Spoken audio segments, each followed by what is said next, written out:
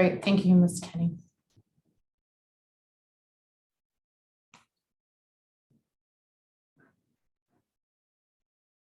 Okay, welcome everyone. I'm Mayor Val Vandenberg, and I'd like to call the February 7th, 2022 regular council meeting to order and begin by acknowledging that the land on which we gather is the traditional unceded territory of the Kaitsi, Kwantlen, Masswe, and Semiahmoo First Nations. For any members of the public who are in attendance to watch these proceedings, welcome, and just a reminder to keep your mics and your camera turned off while you are in attendance.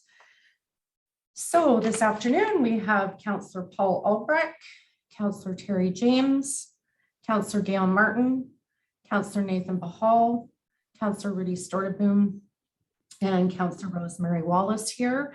And for staff, we have Francis Chung, our Chief Administrative Officer, Darren Light, our Director of Corporate Services, Carl Johansson, our Director of Development Services, Rick Baumhoff, our Director of Engineering, Parks and Environment, Kim Hilton, our Director of Recreation, Culture and Community Services, and Kelly Kenny, our Corporate Officer.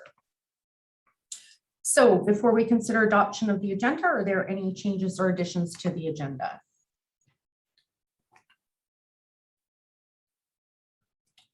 Councillor Martin, you have your hand up. Yes, I'd like to add Metro Vancouver, please. Okay. Has the information been circulated to council as required under council procedure bylaw?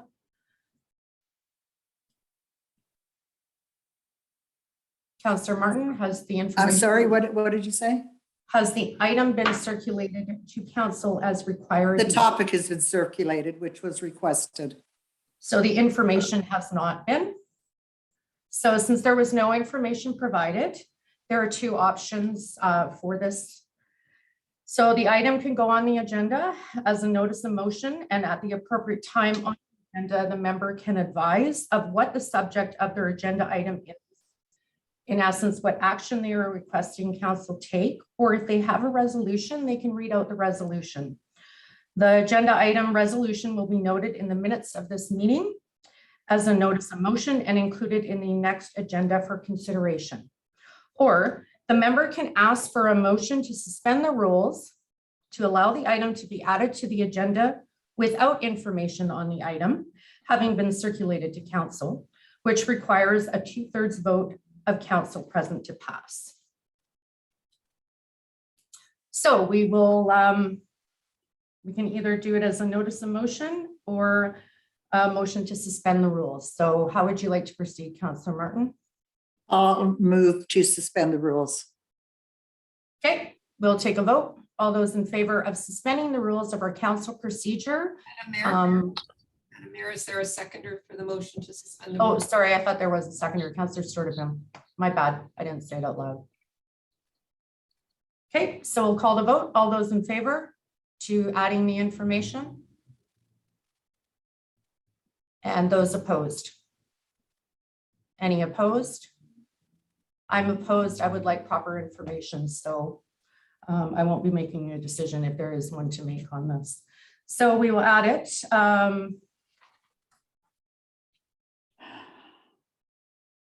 So that the February 7th, 2022 agenda be adopted as amended to include Metro Vancouver 2050, which is the topic we received on the agenda after new business. Mover to seconder. Councillor Albrecht, Councillor Wallace, all those in favor? And that carries. All right, so a committee of the whole meeting provides council the opportunity to hear input from the public and allows council a greater opportunity to speak to and debate specific agenda items. Motion forward is that council commence the committee of the whole. I need a mover and a seconder, please. Councillor Storteboom, Councillor Wallace. First, all those in favor? Any opposed? Okay, on to bylaw 3194, 2022 to 2026 financial plan bylaw. I believe Mr. Light, you'd like to speak to this bylaw. Please go ahead.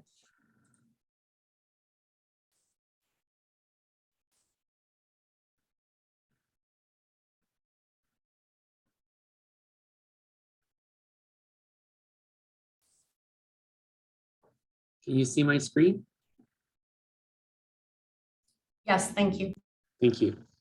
So, Madam Mayor, members of council, and those joining us today in the viewing audience, I just want to make a brief presentation on our 2022 to 2026 financial plan. This afternoon, I'll be talking about the capital improvement plan, the status of our operating budget, and then the preliminary tax rate effect. In our capital improvement plan, we have almost $17 million of capital expenditures, primarily focused in the engineering, sewer, and utility areas of our budget. There are a few different sources of funding for our capital plan. I'll talk about reserves and I'll talk about casino proceeds, but we also do have DCCs, which are development cost charges that are received from developers, as well as community amenity charges, grants from typically senior levels of government, and then borrowing, which we're not doing this year, and any other prior year surpluses. So on to reserves. The city tries to allocate, ideally, about 10% of our property tax revenue and utility billings towards reserves. Currently, we're at about 7.8%, $780,000 going to the water capital, sewer capital, $850,000, and $1.8 million to the general operating for transfer to reserves. As well, we anticipate that we will receive in 2022, $7 million in casino funding. As you'll note in this chart, in 2021, we didn't budget to receive any casino funding because of COVID-19 and the closure of the casino. However, it did reopen in July. So we anticipate that we will be able to receive the full $7 million, which is typical of what we were receiving in the past in 2022. Now switching to our operating side of our budget, we have a net expenditure increase of about $1.4 million. The biggest piece of this increase is relating to policing services, and I'll talk a little bit further about that in a minute. But it was allocating about 4.9% of our overall 4.35% increase, or $1.4 million increase, was relating to policing services.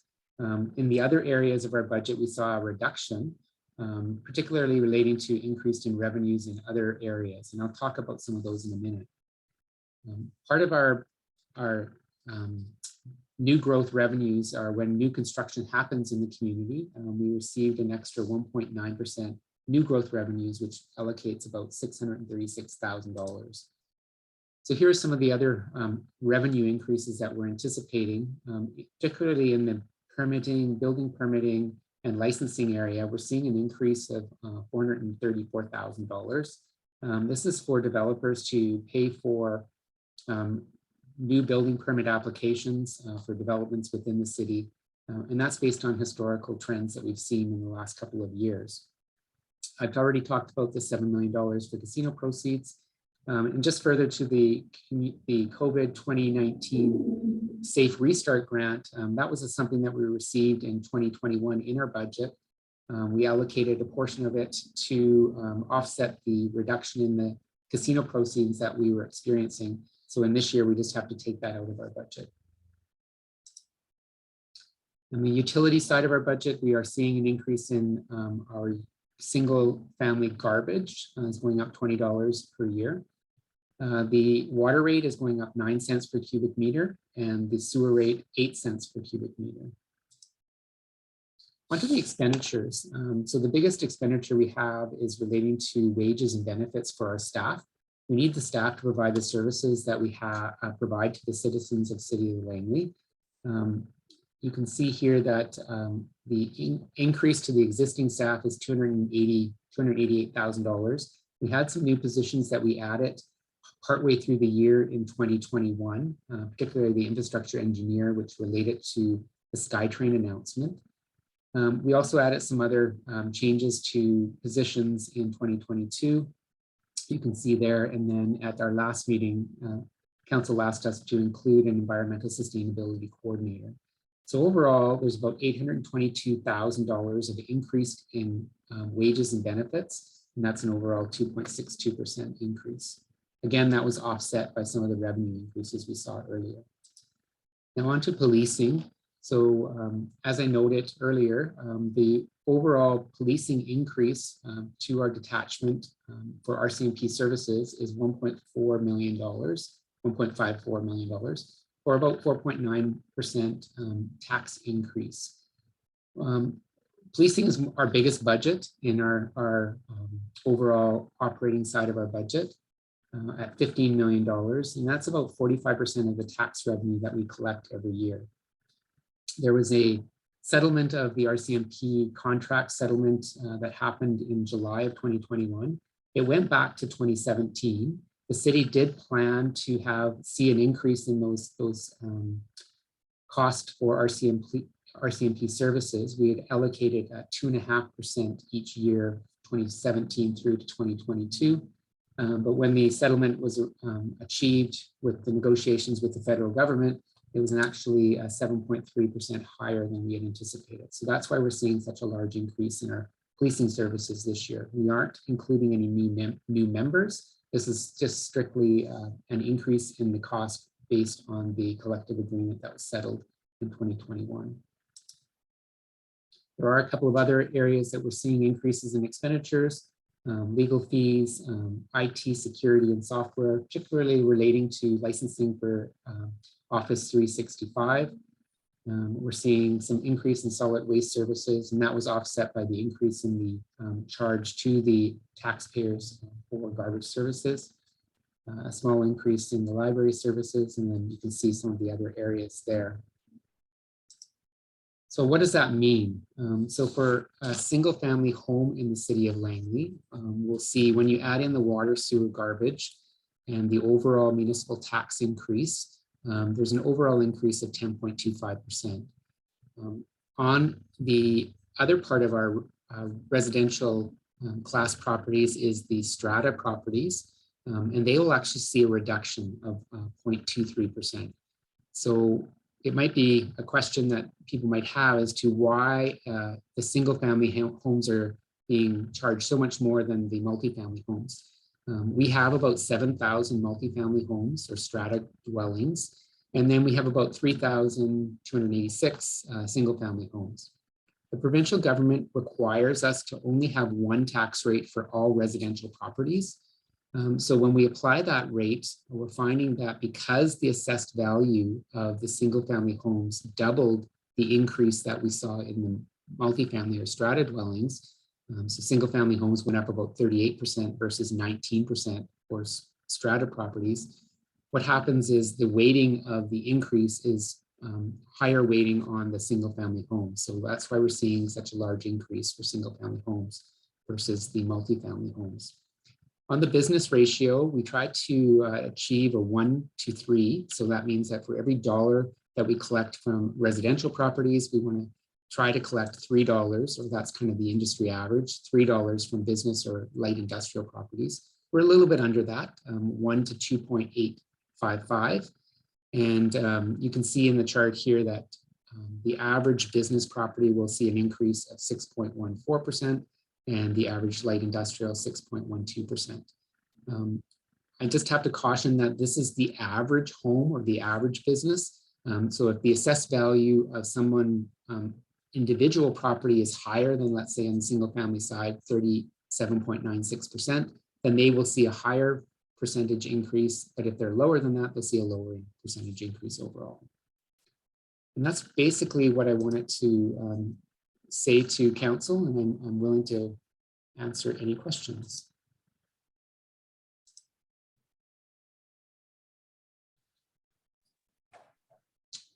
Okay, is there anyone in attendance at this meeting who wishes to speak to the 2022-2026 financial plan to present their comments?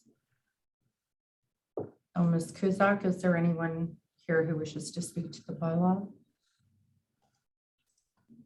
Madam Mayor, the members of public, I don't see anyone indicating that they would like to speak. Okay.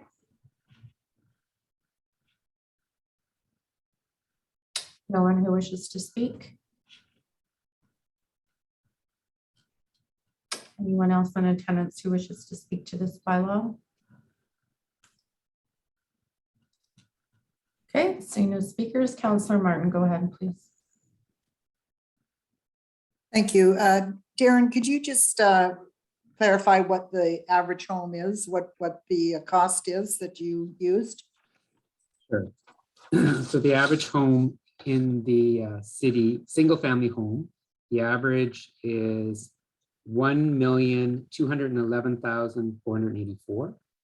And the strata property is $489,329. Okay.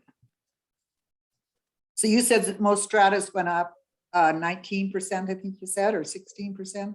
It's 18.7, so 19%. 18.7, okay. I think mine went up 38%, but that's okay. Okay, thank you. Thank you. Councillor Sturtevant? Thank you, Madam Mayor, and thank you, Mr. Lake, for your presentation. I know that there are some variables that have come into play this year that have forced our hand at raising taxes considerably. And then, of course, the formula that the province gives us to break down how these taxes are calculated is complicated by the different classes and properties and how single-family detached homes have increased in value so significantly in relation to multifamily residential. I just think it really needs to be said that council is sympathetic to those who are struggling. This is a real challenge for us. We collect taxes for the services, Metro Vancouver Transit, we collect for the school board. We're bound by the rules of the province. We do the best that we can with what we've got. So if nothing else, please let me offer a takeaway to those who are struggling, that there are opportunities to defer taxes, to find other avenues that might be attractive so that, the tax bill doesn't hit you so hard. I know I pay my taxes monthly, and I find that makes it much more reasonable for me to actually pay the taxes rather than one lump sum. So I know staff is willing to work with our residents, our property owners, to try to accommodate the process to make it as reasonable as possible, even during these challenging times. Thank you, Madam Mayor. Thank you. Any questions from the public or from council? Seeing none. I just have a quick question, Mr. Light. What would have been the percentage increase had we not been putting money away since 2017, 5 years ago? Would it have been that 7% plus the 4, or? Well, 2.5% for 5 years, basically. 12.5 plus the 7. Right. Thank you. Yeah, quite a bit higher. Well done. Councillor Wallace. Thank you. Thank you for your report. And I'm just going to speak to the Environmental Sustainability Coordinator position, because we did receive some correspondence in regards to that. And I understand the concerns, but I just want to address the public and let them know that it is a much needed position. As much as we would say we would like to hold off on it, I think we've held off on it long enough. And I think, when we look at BC lands on the 2021 top 10 list of costly climate disasters, and we've been faced with so many climate emergencies in this last year alone. And I know it's really difficult when we're already feeling the struggles of inflation already. Everything has gone up. And, as much as we would like to put it on the rest of our departments to become sustainable, and they are, I think we need a professional position to help in that aspect. So I just thank you for your report, Mr. Late. Thank you. Councillor Sturtevant, did you have your hand up again? Yes, Madam Mayor. I just wanted to respond to Councillor Wallace's comments about the environmental sustainability officer that's being hired. At the risk of being politically incorrect, I am challenged by this cost. And quite honestly, I don't think that this environmental sustainability officer is going to stop climate change. I think that we could postpone it for a year, but The rest of council is much more sensitive to this position, I suppose, because it is being supported. But I do challenge that as an expense that could be postponed. And however, I will be supporting the budget at large because I believe that the budget has to go forward. And I'd like to show consensus moving forward as a team. Thank you, Madam Mayor. Okay, so motion moving forward is that council rise and report. I need a mover and a seconder, please. Councillor Bahal. Seconder, Councillor Stortaboom. All those in favor? Any opposed? And that carries. So we have 4 sets of minutes to adopt to save time. If there's no objection, council consider adoption of them all in one motion. Gonna mover, see no objection, any objections to that? I don't see any objections. Okay, so motion that the minutes of the regular meeting and public hearing held January 24th and the special meetings held January 25th and January 31st be adopted as articulated. Any corrections, errors, or omissions? I need a mover and a seconder, Councillor Bahal and Albrecht. Any corrections? Sorry, I just wanted to ask again because people hands went up. Okay, all those in favor? Any opposed? And that carries. Thank you for that. Okay, so bylaw 3194, 2026, or sorry, pardon me, 2022 to 2026 financial plan, third reading as amended of a bylaw to adopt the financial plan for 2022 to 2026. That the bylaw cited as the financial plan 2022 to 2026 bylaw 2022 number 3194 be read a third time as amended. I need a mover and a seconder, please. Councillor Bahal. Seconder, please. Councillor James. And discussion. Councillor Bahal, go ahead. Thank you, Madam Mayor. And just for, I guess, for people who might be listening, this sort of single family, multifamily thing in Langley City, like Mr. Light alluded to, about 70% of our households are multifamily, which impacts us more than I think any municipality in BC. We have, and I mean we as a council, every single one of us here, since I can remember, every year we've gone to UBCM, LMLGA, we've asked, can we have 2 different tax classes? We've gotten the support from LMLGA, which is a local government association for the Lower Mainland, but when it goes to UBCM, it's failed because not every municipality sees it the same way we do. So there's not even support, province-wide from other local governments, and that's something we continue to work on to educate people on. So we've tried the province has said get support from UBCM. We've tried consistently over the years. We get more and more support every year, and it's something that I'll continue to advocate for. I'm sure others on council will continue as well. It's just, we've seen points too where multifamily has seen the massive increase and single family hasn't. So it's a wacky system, and it has these wild swings. So for a few years, we were actually seeing multifamily having massive increases where single family was seeing maybe a 1 or 2% increase. So it goes both ways. And it just creates unpredictability for people who are trying to budget. So it's something that I think we're aware of, or I'm aware of. I know we've told multiple ministers of this, but it seems that a lot of councils in BC still don't understand and vote against this for whatever reason. That's unbeknownst to me. So I'll continue to advocate, and I'm sure everybody else on this council will continue to advocate as well. Thank you, Madam Mayor. Thanks, Councillor Bahal. Councillor Martin. Thank you very much. I agree with the comments made by Councillor Stortaboom in regards to the environmental coordinator. I'm really having trouble with this position. We're adding $222,000 in new positions for 2022, and more than half of that is for an environmental coordinator. I'll say right off the top, I've been on this council many years. This will be the first budget that I'm going to vote against. I do not agree with that at this time. we're looking at a over 10% increase for our homeowners.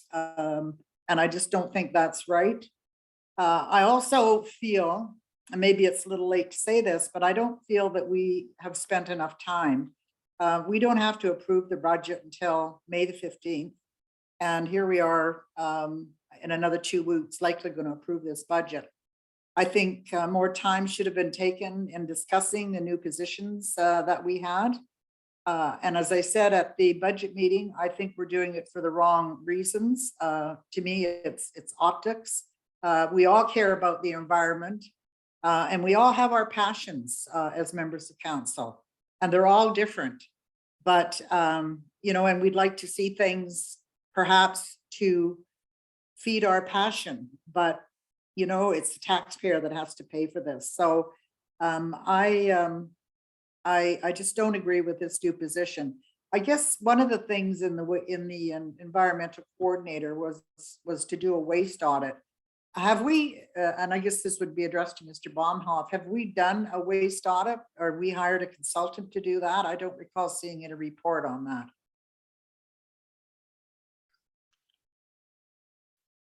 Through the mayor to Councillor Martin, Mr. Baumhoff is away, but I can address this question. Okay. We did completed a waste audit late last year, and I believe we did present the feedback to council, but there are subsequent audits that we have to do as a follow-up to the initial audits that we have done. So we're planning on doing that in 2022. So what kind of things did the waste audit find? In essence, it was no surprise to the audit's results. You know, we have seen the solid waste not being diverted to the proper stream. Recyclables, composting are not being separated appropriately. Many of those items are put into just the solid waste garbage streams. You know, namely, it's partly education, partly is you know, ease of people to just put the garbage into you know, recyclables and compost into garbage, and the sorters themselves, they don't have the, I guess, the resources at the other end to sort them out, because it's just easier to just go into the waste stream. So there's more educational components, more signages, and more things that we can do to educate the public to sort out the materials when they dispose those type of items into the proper bin out in the public. Thank you. I don't disagree what you say, more education. But quite frankly, I think the people that are not sorting their garbage into, you know, recycling and composting and just, you know, they're not going to change. I really believe that. I know that Metro Vancouver does a waste audit every year, and they've probably found the same things. I can't recall what it was last year, but being a member of the Zero Waste Committee, we see the report. I'm not sure that we have to hire a waste audit, an environmental coordinator to do a waste audit when Metro Vancouver does it. I also think that, you know, there's so many commercials on TV about recycling. And, you know, I think the education is there. There's just people that can't be bothered to sort it. And, you know, I don't know that that's ever going to change. So again, I just don't think that at this time that we should be hiring an environmental coordinator. And there's probably other positions too that I don't think we should be hiring at a cost of $222,000 to our taxpayers for new positions for 2022. So as I said, I will be voting against this budget. I don't like to do that. I've never done it before, but I just cannot support a 10% increase for our homeowners. I'm in a multifamily, so I don't think my taxes will go down because my increase was much higher than 16 or 17%, but it's not about me, it's about our taxpayers, and I cannot support it. Thank you. Councillor Albrecht, please go ahead. Thank you, Madam Mayor. And I hear what Councillor Martin is saying, and I guess seeing as there's this, let's say,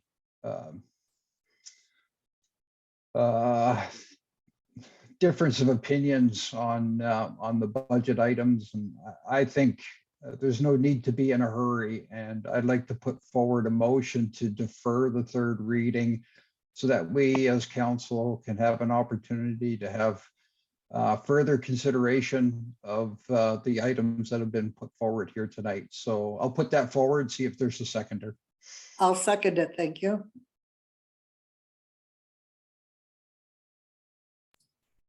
Okay, Councillor Wallace, go ahead.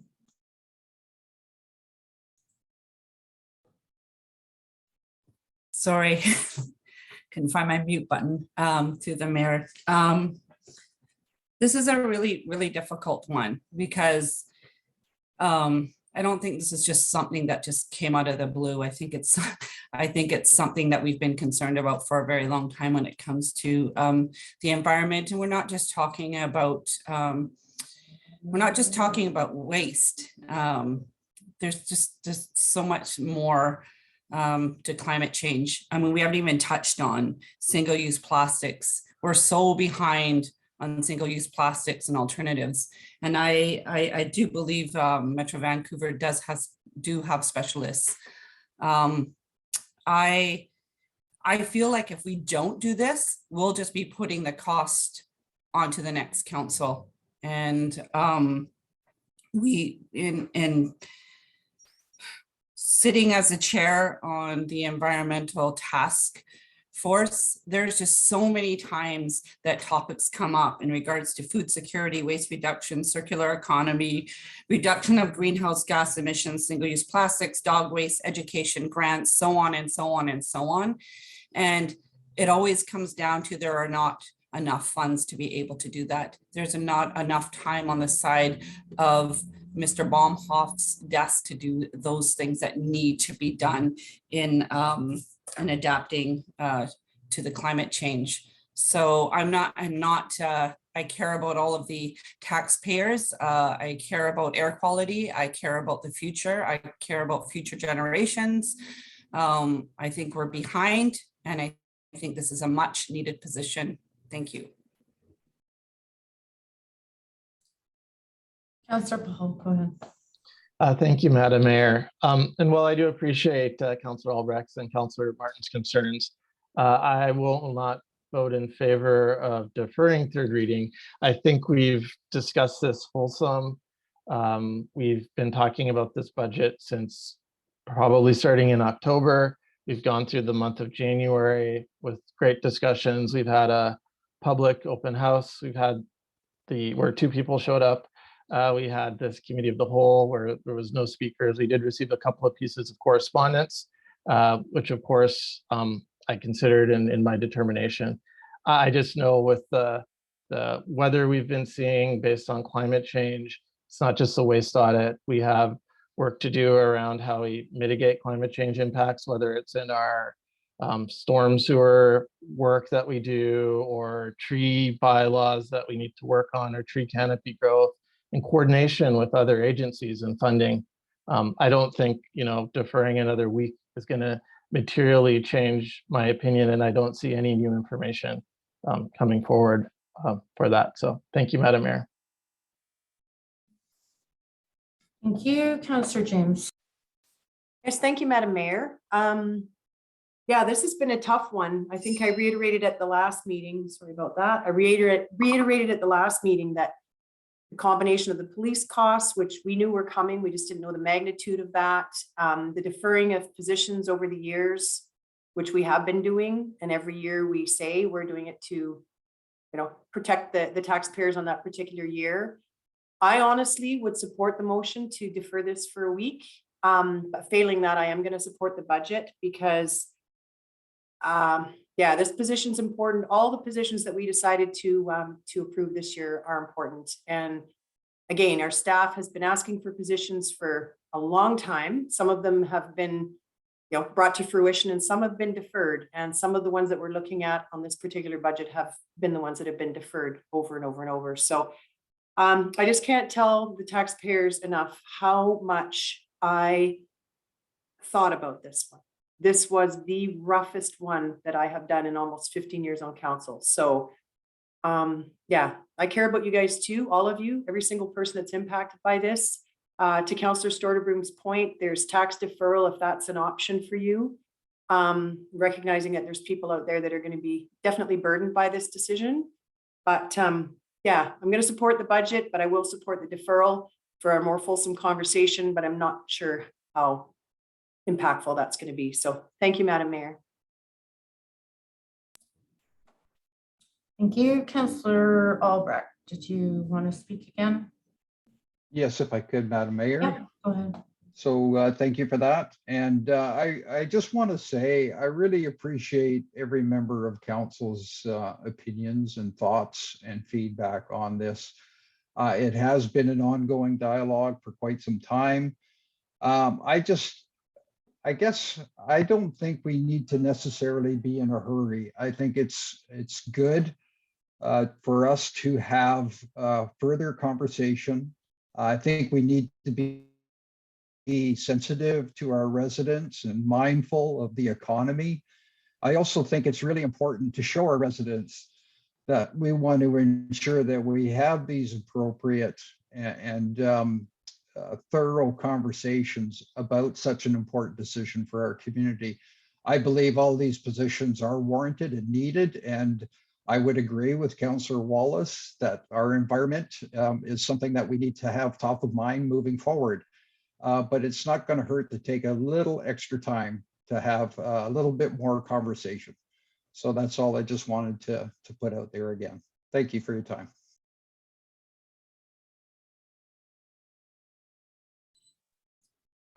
Thank you. Councillor Storterboom, go ahead.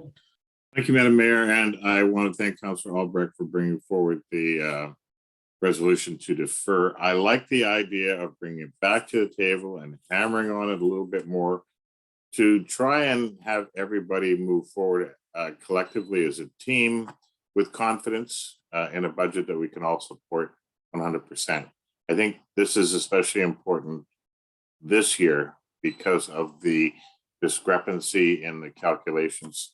And we're still waiting for the federal government to respond to our letter asking for some kind of relief from the significant increase of RCMP policing costs in our community because of the union contract that came into effect and the back pay that will be required to cover that all the way to 2017.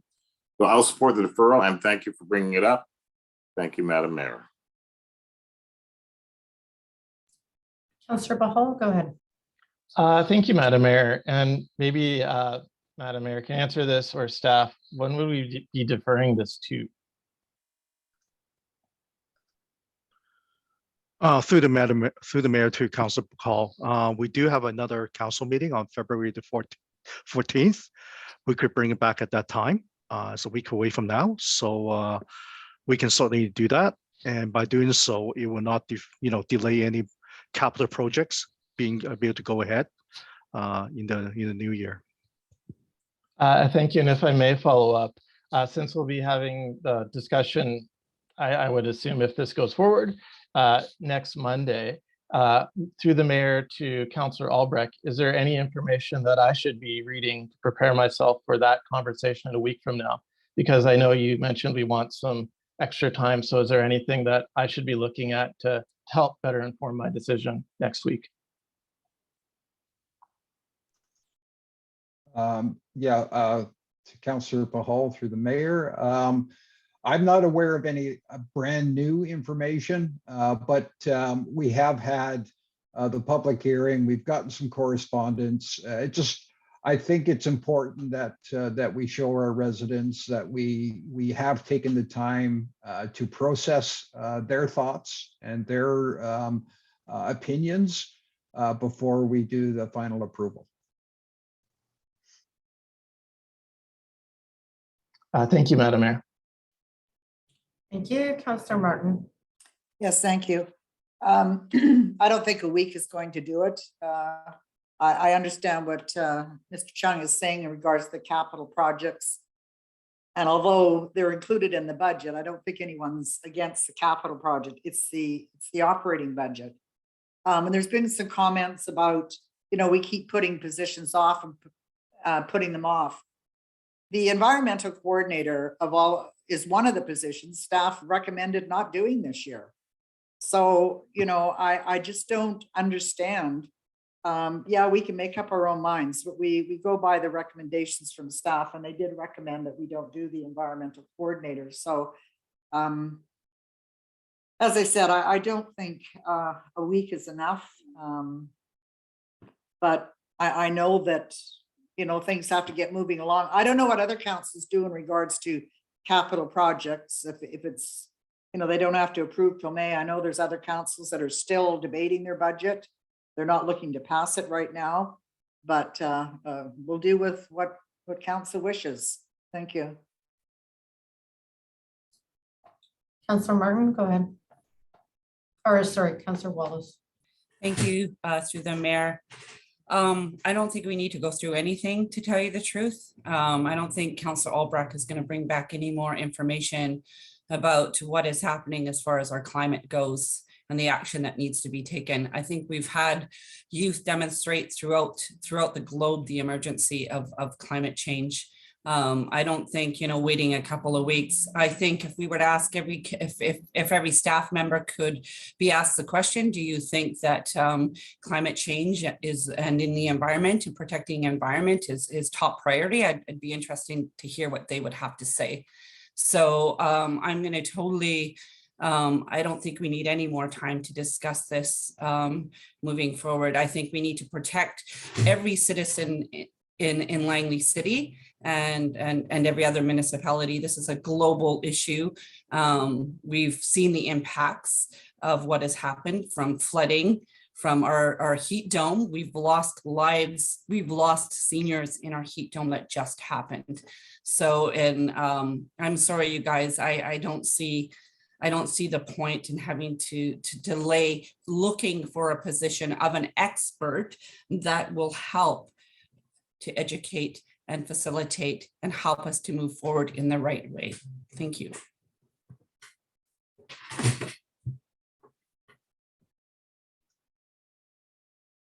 Mr. Chung, did you have a comment? Yeah, thank you, Madam Mayor. I just want to clarify the potential dates. So if we defer this or delay this and bring this third reading back to council on February 14th, then the final reading of the financial plan bylaw will be on March 7th. If the third reading of the financial plan bylaw is deferred until March 7th, then the final reading of the financial plan bylaw will be on March 21st.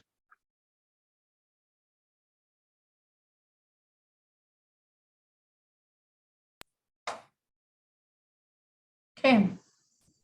Any other questions or comments? Okay, so I'm going to call the vote on the motion to defer. Sorry, Councillor Sturdivant. Well, thank you, Madam Mayor. Please excuse me, but if the motion is to defer, to what date are we deferring? Maybe Councillor Albrecht would like to clarify. Yeah, I can through the chair. I guess I didn't have a specific date in mind, but I would assume that we would want to get it back to council the earliest meeting possible. And it just provides us an opportunity to have that conversation and further consideration. So I have no problem with either dates, either February 14th or March 7th. Thank you for some clarification. I think you have to choose a date for your motion though, don't you? We'll get staff to do this. Ms. Kenny, can you please provide clarification, please? Yes, Madam Mayor, through the chair to Councillor Albrecht. So a motion to defer is either to a specific date or until something has happened. So that might be something to put into the motion until such time as a meeting has taken place to further discuss the budget, something like that. Thank you. Okay, well, if that's the case, then let's go to March 7th and allow staff to provide their feedback on the environmental issues that they're facing on a department basis. Thank you, Councillor, and thank you, Madam Mayor, for allowing me to speak. Councillor Wallace. Thank you, through the mayor to Councillor Albrecht. I think that defines it a bit more. I would be willing to have a conversation in hearing what the staff have to say as far as environmental impacts and what they're hearing. I will never say this is not a position that is needed. It is needed yesterday. So, but I would be willing to sit down and discuss with the rest of council if it helps to put this forward. Thank you. Okay, so the motion on the floor is to defer the bylaws cited as financial plan 2022-2026 to the March, I'm sorry, what was the date? 7th? Yeah, March 7th. March 7th, 2022. Ms. Kenny, is that all I need for the motion, or do we need a clearer? Madam Mayor, that seems appropriate. Okay, excellent. So I'll call the vote on the deferral. All those in favor? Any opposed? And Nathan, are you opposed? Okay, opposed. I am as well. So Vandenbroek and Paul opposed. Okay. And is that good on that, Ms. Kenny? We can move on. Did we have to do anything with? Sorry, No, just we deferred what it. we have is now we have a motion for third reading that has been moved and seconded. And actually procedurally, if anyone wanted to make amendments to the budget at that time, we'd have to actually withdraw that motion because you can only make amendments after second reading and before third. So I don't know if it would be cleaner to have the mover and seconder of the motion to have third reading withdraw it at this time. Okay. Was that Storteboom and Albrecht? That was Councillor Pahal and Councillor James. Would you be okay with rescinding that so we can just Yes. refer it and talk about it? Thank you. Yep. Councillor Pahal. And that's just to withdraw. Absolutely. Okay, wonderful. Thank you. Okay. And do we have to vote on that, Kelly, or no? No, just with the approval Okay. of the mover and seconder to withdraw Yeah. the motion. Okay, perfect. Thank you. Thank you for that clarification. Okay, so moving on to delegations. We have Start Me Up BC campaign, St. John Ambulance. So I believe Ken Leggett, Chief Operating Officer from St. John Ambulance, you have 5 minutes to present to us. All right, thank you very much for having me. The camera turns on. So yeah, thank you, Mayor and Council, for inviting us to present the Start Me Up BC program. I will be brief as I only have the 5 minutes, so I won't present from the slide deck that's already been distributed to the Council. Start Me Up BC is a campaign that St. John Ambulance has undertaken in the province of BC to install 1,000 publicly accessible AED stands around the province. We are focusing mainly in the lower mainland communities at the outset, as it's obviously the densest population. In Canada, there's up to 40,000 sudden cardiac arrests that happen annually within the country, and up to 6,000 in British Columbia. And the application of CPR on the person suffering the sudden cardiac arrest with the assistance of an AED can immensely increase the amount of survivability of a sudden cardiac arrest. So we've all seen the media releases over the last year. There's been a number of, World Cup level soccer players who've collapsed on the field. We've had a number of young athletes in British Columbia suffer some sudden cardiac arrest in the past couple of years. We've seen that happen in Abbotsford, Surrey, and a few other municipalities. And it's something that can happen regardless of age, regardless of fitness level. Basically just the electrical impulses that are being sent by the body to the heart stop, and the heart ceases to beat, and within minutes brain damage and organ failure can set in. And so having a public that is aware of the risks around sudden cardiac arrest and the need for AED use and CPR training is important. And so as part of our service to British Columbia, we have undertaken to develop this program, and we're promoting it in municipalities around BC. The use of an AED is fairly simple. So most people should feel comfortable using an AED, but part of our campaign Start Me Up is to make that awareness real.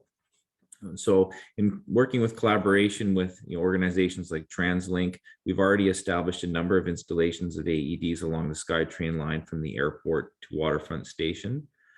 We've worked on some signage and some promotion that we've done around that, working with SNC Lavalin as the line operator to do that. And then we've reached out to the city of Langley as well to place a stand in the community. The stands are $7,400 each. And each of those stands is weather resistant. It's manufactured in British Columbia in Burnaby. We have a British Columbian electrical company that helped us with the installations and the wiring, and it's wrapped locally as well. So it's a made in BC solution to a problem that many British Columbians are going to face. And we would love to have one installed or more installed in Langley. Obviously by the casino, we think would be a great location, just given the amount of public that is there. We want to have them installed in communities close to areas where people congregate regularly, where there's lots of people. Obviously, that's where the risk of incidents is going to go up just by the numbers game that's going to happen. The accessibility of the device is important. There is lots of AEDs available in the community already. They may be in a mall, they may be in a building, they may be in an office somewhere. However, those AEDs are not always easily available after hours or readily accessible by somebody out in a public space like a parking lot or park and ride or a public park.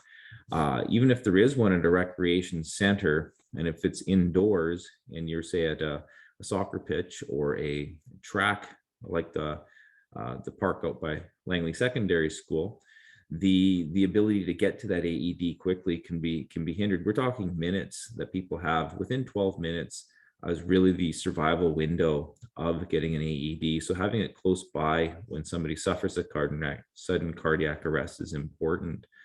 So that's why we're working with communities to put them in areas where there's people frequently traveling, frequently congregating, and obviously targeting transit locations and recreational centers and parks. As part of the program, we're also working with communities to raise awareness around CPR training. So the Start Me Up BC program is designed with a QR code on the stand. So obviously we don't want people just to see the stand and not know what's going on. So there's a QR code, a website that's located on the stand. People can scan that with their phone, navigate to Start Me Up BC, get some information about CPR training, information around AED usage, and learn how to become more equipped in the event of an emergency. It's been discussed earlier in the meeting here around climate emergencies and other health emergencies that are out in the public. And we see this as an emergent area as well, that we need to have people trained around that.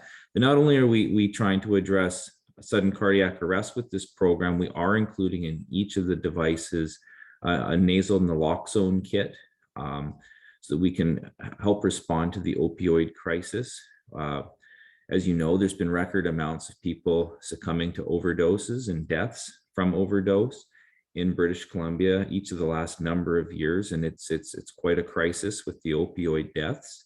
And so having naloxone available with these stands in a public space is also important as part of this program. We want British Columbians to be able to respond to someone in need. So if it's a sudden cardiac arrest, somebody needs an AED and CPR, that's available. If someone is suffering an overdose, we have naloxone, so that's available. And of course, in each of the stands, we're also including a general first aid kit so that people are able to tend to a wound or a person who requires some assistance. St. John Ambulances will work with the community to monitor the stands, ensure that the device is operational, that there is equipment present in the stand on a regular basis, and as well, if the naloxone kit has been used, it's been replaced. So that's a broad overview of the program. We are excited about it. We think that these are areas where we need to help bring awareness to the needs around them, but also provide a solution and then work with our communities in BC to have these installed. If there's any questions, I think I've taken a bit of time here, so I don't want to go long, but that is our program. We are very excited about it, and we are, trying to solve a need in the community, and we believe this is an important public health product that we can bring to market and work with our communities to install. Well, thank you for your presentation and all you do, Ken, for keeping our communities safe. We all appreciate it. So Thank you. I will go to questions now. Councillor Storterboom.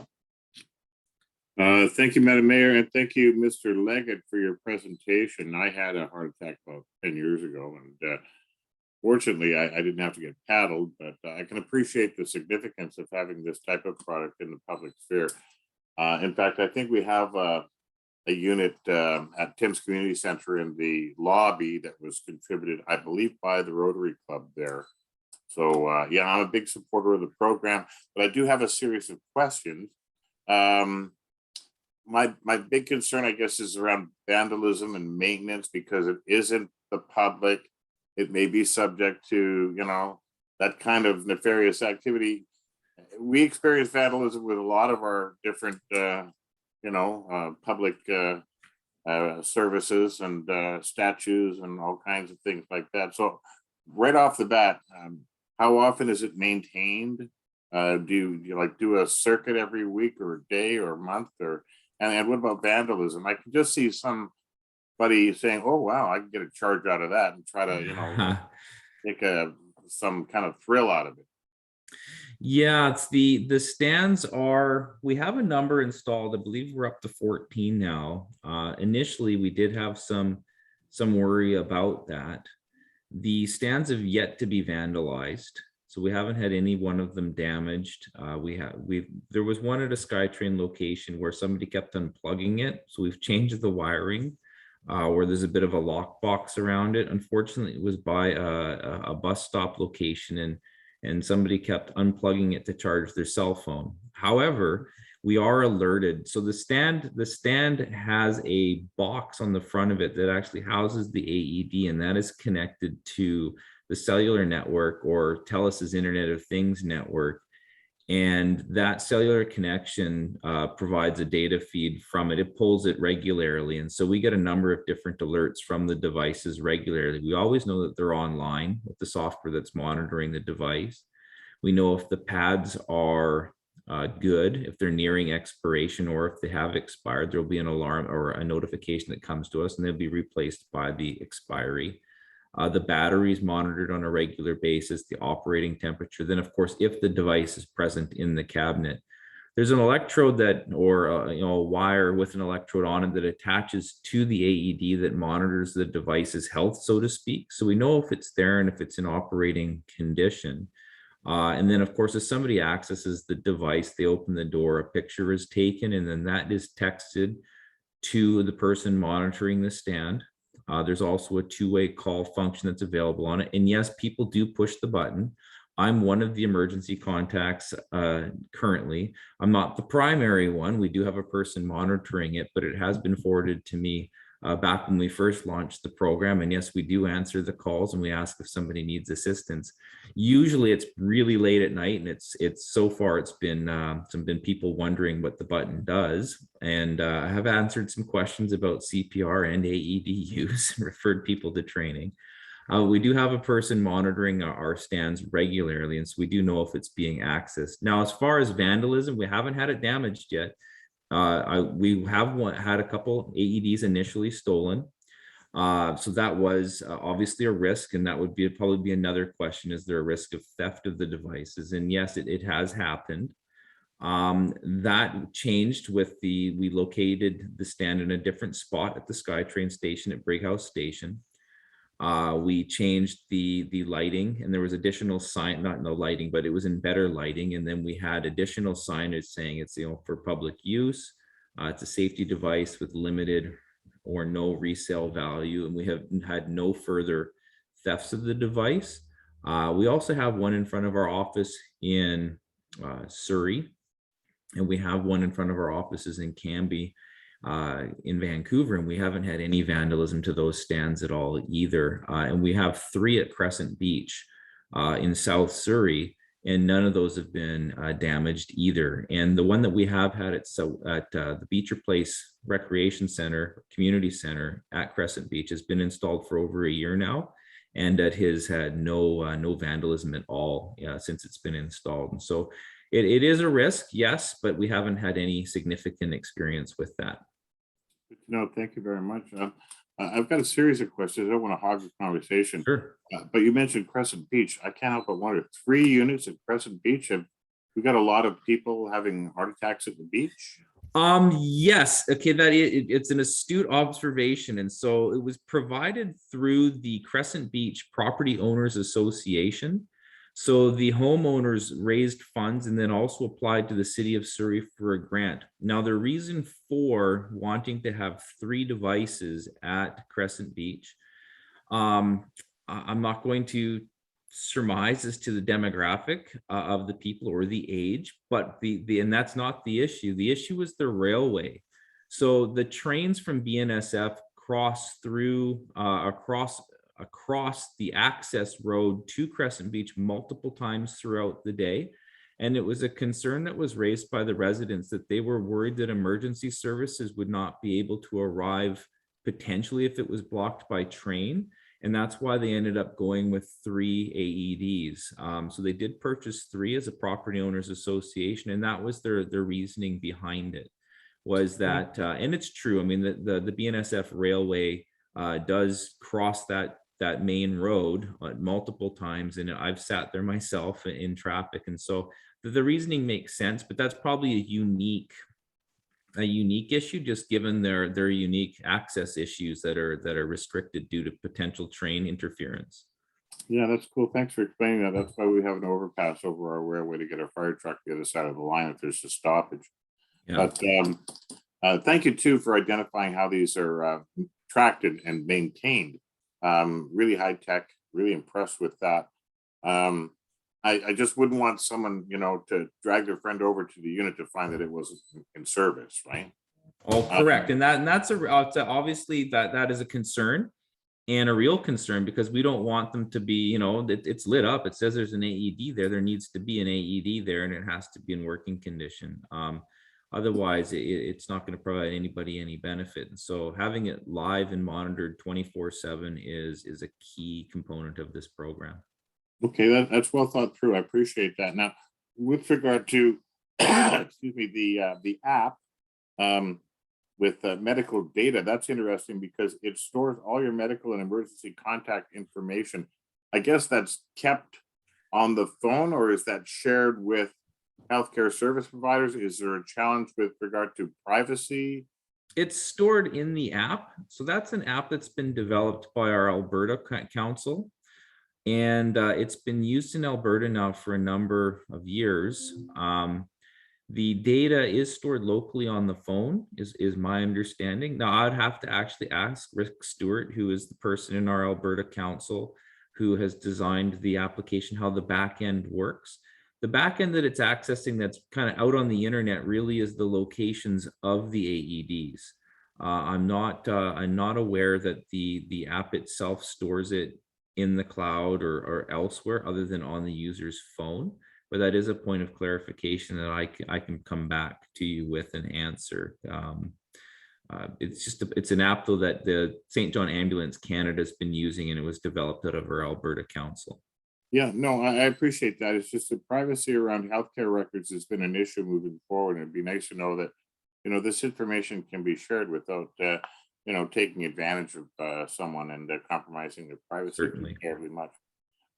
Just a couple more things, and I appreciate Council and Councilor Hall particularly in waiting for me.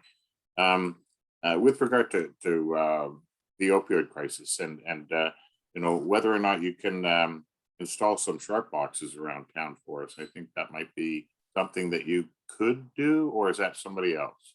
It's a little out of our scope, but we certainly can supply the municipality with the sharp boxes, but we don't offer currently services around the disposal or the collection of sharps.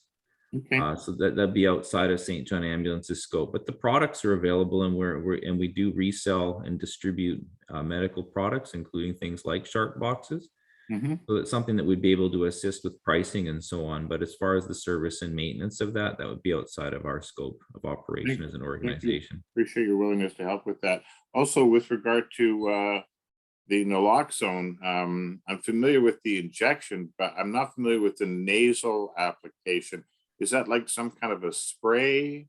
That, it is, yeah. The naloxone, that the intranasal is a nasal spray. It is effective, and it's a lot less intimidating for the general public to use. With the injectable naloxone, that's much like an EpiPen, right? And a lot of people have a bit of a, I'm going to say, a strong apprehension towards using a needle. And so that's why we decided to go with the intranasal. It's also really effective and just easy to use. There's a low intimidation around it. And so that is something that we specifically sourced for the stands. Well, I appreciate that moving forward. I think that is the preferred application for the general public. Dealing with needles is unfamiliar to most of us. And just finally, if I may, my heritage is Dutch. So the Dutch have developed a system where they use a drone. Call 911, the drone flies to the exact location where the cell phone is broadcasting from, with instructions on the drone and the AED on the drone to paddle the victim or the one who's having the heart attack. Has there been any thought given to that? Because that seems especially efficient. We've got a lot of rural areas around Metro Vancouver still. So is there any thought to that at all, or is that just another day? I would say for now it's another day, but I have seen the YouTube presentation of the organization that did develop those drones, and it is pretty cool. Where the drone does fly out, deliver the AED, and then there's the audio instructions basically from the first aid attendant who's helping the person use it.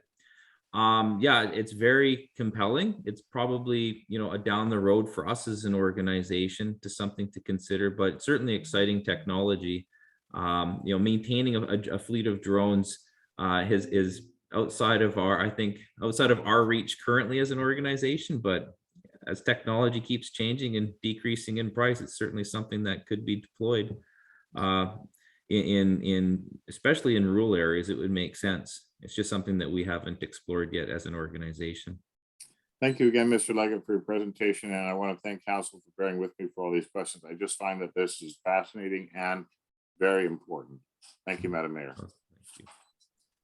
Thank you. Councillor Pahal, go ahead. Thank you, Madam Mayor. And I guess through the mayor to Ken, I'm assuming your ask, and this is very important, AEDs save lives, 100%. You'd like some funding. And I think that we have a community grant program, and it seems like this is right up the alley for that community grant program. And I would imagine that we would have a second intake this year. So we usually have a December intake, and depending on how things go, there's generally an intake later in the summer. It looks like from the grant criteria, it's something that would benefit our community. It is a capital item. So it seems to check all the boxes there. So I would really strongly encourage you to apply for a community grant, because I think, I can't speak on anybody else, but it's certainly something I would support as a grant application. So I would encourage you to do that. Thank you. All right, thank you. Okay, any other questions or comments? Okay, Ken, I think you're off the hook. All right, well, thank you very much, and we Thank appreciate you. the time today. Take care. Okay, bye-bye. Okay, our second out of 3 delegations today, we have Action on Smoking and Health, ASH Canada. I believe Liam Razzle, Policy Specialist. You have 5 minutes to present. Thank you. I'm just going to share my slides.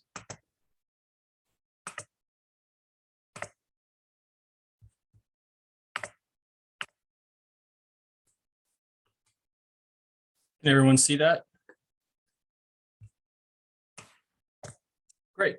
Well, I'm Liam Razzell, ASH's BC Policy Specialist. And before I get into this presentation, I'd like to thank you for the opportunity to present on this important subject. I'd like to commend City Council for making public health a top priority during the pandemic, and we encourage you to continue to do so into the future. So over the years, Council has taken several steps toward protecting the community from the harms of smoking and vaping, and we encourage you to provide your residents, especially children and youth, with first-class protection from tobacco use and nicotine addiction. A little bit about what we do. Action on Smoking and Health, or ASH, was founded in 1979 and is one of Canada's leading tobacco control organizations with staff across the 4 Western provinces. Over the years, ASH has provided local, provincial, national, and global leadership on tobacco control with an emphasis on preventing tobacco use among youth. We have worked with other nonprofits and with many regional health organizations as well.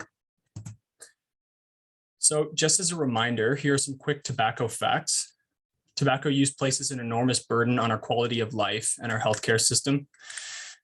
Tobacco use kills 50,000 Canadians annually, which represents about 20% of all deaths in Canada.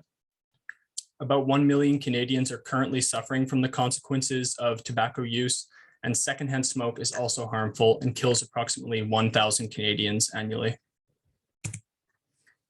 In recent years, there's been an explosive rise in vaping, particularly among youth. According to the last national survey, over 400,000 Canadian youth vaped in the last 30 days. A great majority of these adolescents will develop a long-term addiction. And children and youth who vape are actually at a 3-fold risk of smoking. So modeling is an essential element of childhood development, and it's a very effective learning mechanism. If we model healthy behavior to kids, we're more likely to get healthy kids and vice versa. The more smoking cues a child receives during their childhood, the more likely they are to become smokers themselves. So the rise in public smoking or in public vaping and cannabis use has the potential to renormalize smoking and to reverse gains made in tobacco use, especially among youth. So Langley has a relatively robust smoking bylaw, but there is room for improvement. The bylaw omits public events that are held on non-city property. There are also designated smoking areas in parks. And the bylaw also omits group living facilities, multi-unit public housing, and hotel, motel guest rooms. In the case of motels and hotels, these locations are also workplaces, and all workers deserve to be protected from secondhand smoke. So if the city of Langley revises its bylaw to address these gray spots, people would be better protected. So this map indicates how Langley's smoking bylaw compares with others in the region. Presently, it's in the middle of the pack with places like Surrey, the township, Port Moody, but behind places like Vancouver, Richmond, and Delta. But these revisions we're proposing will put Langley at the top of the pack and will provide children and youth in Langley with first-class protection from smoking and vaping. These revisions will also help to prevent the renormalization of smoking among youth and help curtail the explosive rise in youth vaping. We encourage you to direct administration to review the smoking bylaw and propose amendments to further protect your residents from smoking and vaping.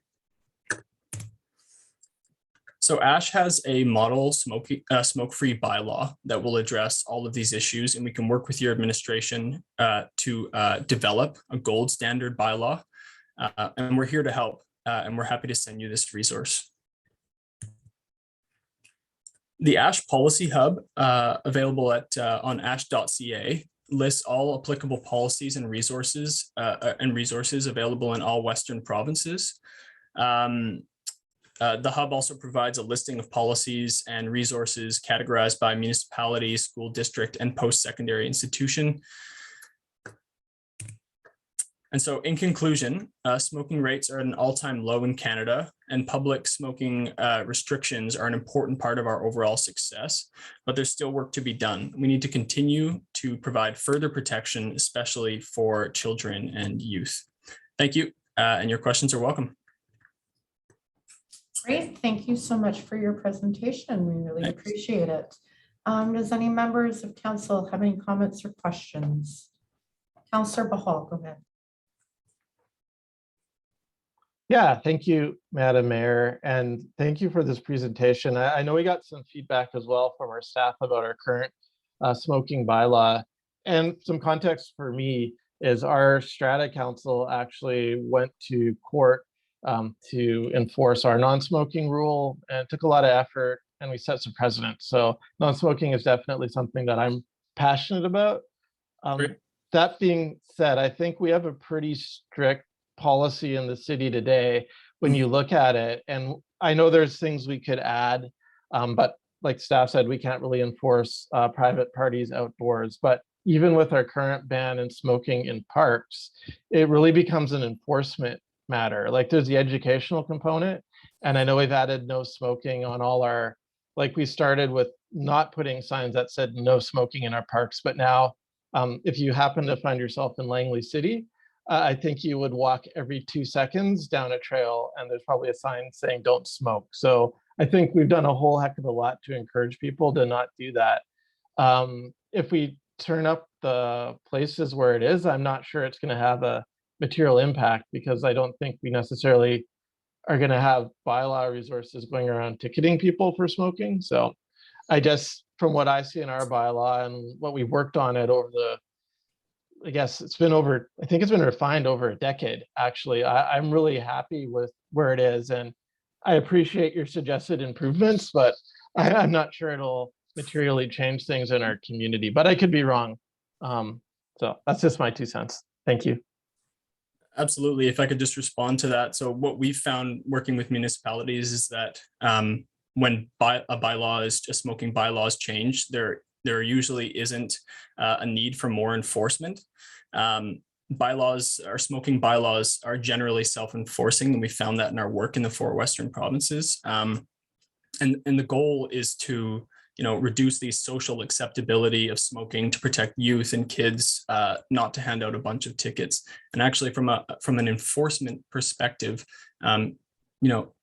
it's easier to regulate a park, for instance, if it's just a park-wide smoking ban instead of having designated smoke-free spaces, because people can step out of those spaces, etc. And then also from a modeling perspective, with smoke-free spaces in parks, those places aren't cordoned off. Youth can still see people smoking, and the more youth see people smoking, the more likely they are to take up vaping or smoking. So it's more around social modeling. We're not looking for the city of Langley to increase enforcement. It's generally self-enforcing. So if that sort of clarifies anything. Yeah, and maybe staff can clarify for me. I mean, my understanding is you pretty much can't smoke in any park in Langley City. But like, am I wrong? Through the mayor to Councillor Fahal, we have in our bylaw that there are designated smoking areas within parks. We don't have any of those designated areas in any of the parks. Yeah, so you cannot smoke a cigarette. My understanding, again, correct me if I'm wrong, you can't smoke a cigarette, you cannot smoke cannabis. I don't think you can consume cannabis if you're near a playground, and then you can't vape. Is that correct? That's correct. All of those things are included in our smoking bylaw, and there's signs to that effect at all the trailheads for all of our parks and city areas. Yeah, and again, to the delegate, have you been to Langley City? No, I have not, and I wasn't Okay. aware that the smoking areas had been removed from parks. Yeah. So we're pretty intense here. So that's why I think we're in a real good place. Thank you. Sure, but certainly there still is that gray area around private property, where public events on private property, that's a gray area in the bylaw. I'm not sure how many events or events where the public is invited happen on private property. I would assume the majority, if not all, events that happen in the city of Langley happen, on city property. That said, if there are public events that do happen to take place on private property, smoking is allowed presently. So that is a gray spot that could be addressed in your bylaw. Again, I'm not sure how many of these events actually take place and whether that will provide any greater protection if they're all taking place on city property. But our goal is just to build that rock solid bylaw so there's no loopholes, so that we can keep kids, people, safe. Great, thank you. Are you going to be presenting to the school board as well? So we've done a lot of work with school boards and post-secondaries across the province. There hasn't been much uptake on that recently. We've been focusing on municipalities. We just did quite a bit of outreach to post-secondaries, for instance, and there's a lot of resistance there because their focus is on COVID and online learning and dealing with new waves of pandemic. But we have worked with school boards in the past, and we do have a model bylaw available on our website at ash.ca. I'd be happy to share that information with you, but presently there isn't a lot of work happening in BC on our end. We're focused mainly on municipalities at the moment. I'm just thinking with all the stress levels of the youth going up, that vaping will probably increase. And that's something that school boards should be probably keeping an eye on their radar with all the stress that's going on. Mm-hmm. Absolutely, yeah. We do sort of waves of outreach to see if there's any traction or willingness to create stronger rules on school grounds. But we'll certainly keep you in the loop as we go ahead with more outreach and any work we do in the future. Great, thank you. Councillor Storteboom, go ahead. Thank you, Madam Mayor, and thank you, Liam Razel. Yeah. Really appreciate you coming and talking with passion about the subject matter. I just want to say that I commend you in your work. Although I'm not keen on the idea of changing the bylaw to have homeowners refrain from smoking in their own house. I do admire the cessation commitment that your group and others have done to effectively challenge smoking in our lifetime. I'm old enough to remember when everybody smoked all the time everywhere.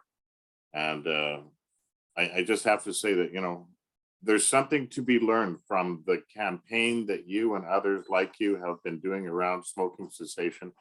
I'd like to see Fraser Health enlist you to help with the opioid crisis, quite frankly. So my congratulations to you for your effectiveness. And I expect you'll be back challenging me on letting people smoke in their own private residences before too long. So thank you for your presentation. And thank you, Madam Mayor. Thank you for your, I could respond to that. Thank you. I appreciate your kind words. And we're not trying to stop people from smoking in their private residences. If people want to smoke in their own home, in their own backyard, that's perfectly all right. That's within their rights. We're just trying to, what we want to do is address that gray spot in the bylaw that if someone opens up their private property, whether it's their home, whether it's their, a parking lot in their store, or a mall has a fair on their, in their parking lot, that they're inviting the public.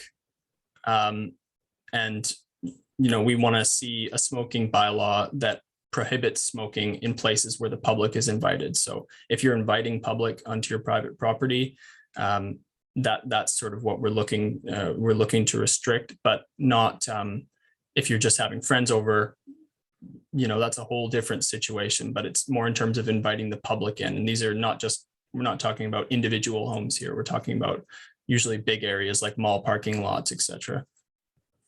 I appreciate your comments. Your passion is really clear. I got to tell you, I can remember when they used to let us smoke in hospitals. So things have changed in large part thanks to you and folks like you. Thank you again. Thank you, Madam Mayor. Thank you. Okay, great. Well, thank you very much for coming tonight. We really appreciate it. Thank you. Have a wonderful evening. You too. Thanks. Okay, on to our last delegation, who is Mom Stop the Harm, Lisa Way. I believe you were here. You have 5 minutes for presentation. Here she is. Hello. Good afternoon, Madam Mayor and members of council. My name is Lisa Y. I am a member of Moms Stop the Harm. Moms Stop the Harm is a network of more than 3,000 Canadian families impacted by substance use related harms and deaths. We advocate to change failed drug policies and provide peer support to grieving families and those with loved ones who use or have used substances. The reason I'm speaking to you today is because our daughter, Renee Bedard, was poisoned by the illegal toxic drug supply in January 2020 at 29 years of age. To be clear, she did not take too many drugs and she did not die of an overdose. She was poisoned by drugs that were tainted, unregulated, and unsafe. If those drugs had been regulated by government, she would have had access to a safe supply, just as we all enjoy a safe supply of alcohol. Renee was a smart, beautiful, loving person with dreams and aspirations for a good life. The pain of losing her is unbearable and worsened by the fact that drug-related deaths are stigmatized and overlooked. Police investigations and criminal charges rarely follow when someone is poisoned and dies from toxic drugs. The Langley community has been profoundly impacted by the toxic drug crisis. The portrayal on the news of homeless people in the downtown east side dying of fentanyl poisoning paints an inaccurate picture and only serves to deepen the stigma surrounding this crisis. The reality is that anybody from any socioeconomic class can be affected, including people with problematic substance use and people who are just recreational users. The coroner's reports show that most people dying in BC are males between the ages of 25 and 60, most of them employed with families, and they are passing away in their own homes. In November of 2020, more than 1 year ago, Moms Stop the Harm asked municipalities and Indigenous communities across the country for their assistance in ending the overdose and toxic drug crisis. Specifically, we asked you to consider passing a resolution asking the federal government to declare the overdose crisis a national public health emergency and to develop a pan-Canadian plan that looks at decriminalization and legal regulation of drugs. Almost 6 years ago, the BC government declared the opioid crisis a public health emergency, and yet there has been no emergency response to this crisis. The death toll continues to rise, and there are now 7 deaths a day in BC due to the toxic drug supply. The federal government has yet to declare this a public health emergency, despite the death of more than 23,000 Canadians between January of 2016 and March of 2021. The opioid crisis is no less a public health emergency than COVID, and it deserves the same urgent response as COVID to save lives in every Canadian community. It is our view that the federal government needs to do much more than it has to date, which is why we are requesting that you consider passing a resolution calling on the federal government to 1, declare the overdose crisis a national public health emergency, and 2, work with provinces to develop a comprehensive pan-Canadian plan for ending the overdose and drug poisoning crisis. As of November 9th, 2021, there were 65 municipalities from Newfoundland to BC that had already passed all or part of the Moms Stop the Harm resolution contained in my letter to you.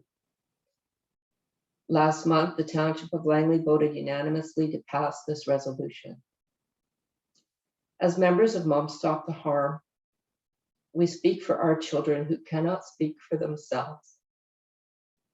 We fight the lives of those who are suffering and for the memories of those who have been lost. Every life matters. I respectfully request that Council make a motion to pass this resolution today. Thank you for this opportunity to speak to you today. Well, first off, thank you very much for coming. I want to offer you our condolences. I know this isn't easy for you to be here. It took a lot of strength and courage to come here tonight. I know it did, and I wish I could just give you a big hug, Lisa. Yeah. So thank you for coming. Thank you for presenting. It is a very necessary evil to keep speaking out about. So thank you for being here. I'm going to go to Councillor, I believe Paul had his, yes, up first, go ahead. Thank you, Madam Mayor. Would it be appropriate at this time, as it's related to this delegation, to put that motion forward? I'll second it for you. Sure. So just for clarity, it's that council request the federal government to declare the overdose crisis a national public health emergency and work with provinces to develop a comprehensive pan-Canadian plan for ending the overdose and drug poisoning crisis. Yes, thank you. Okay.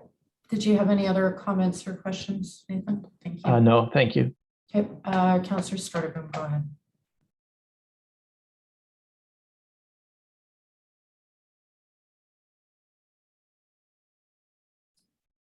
Yeah, I'm mute.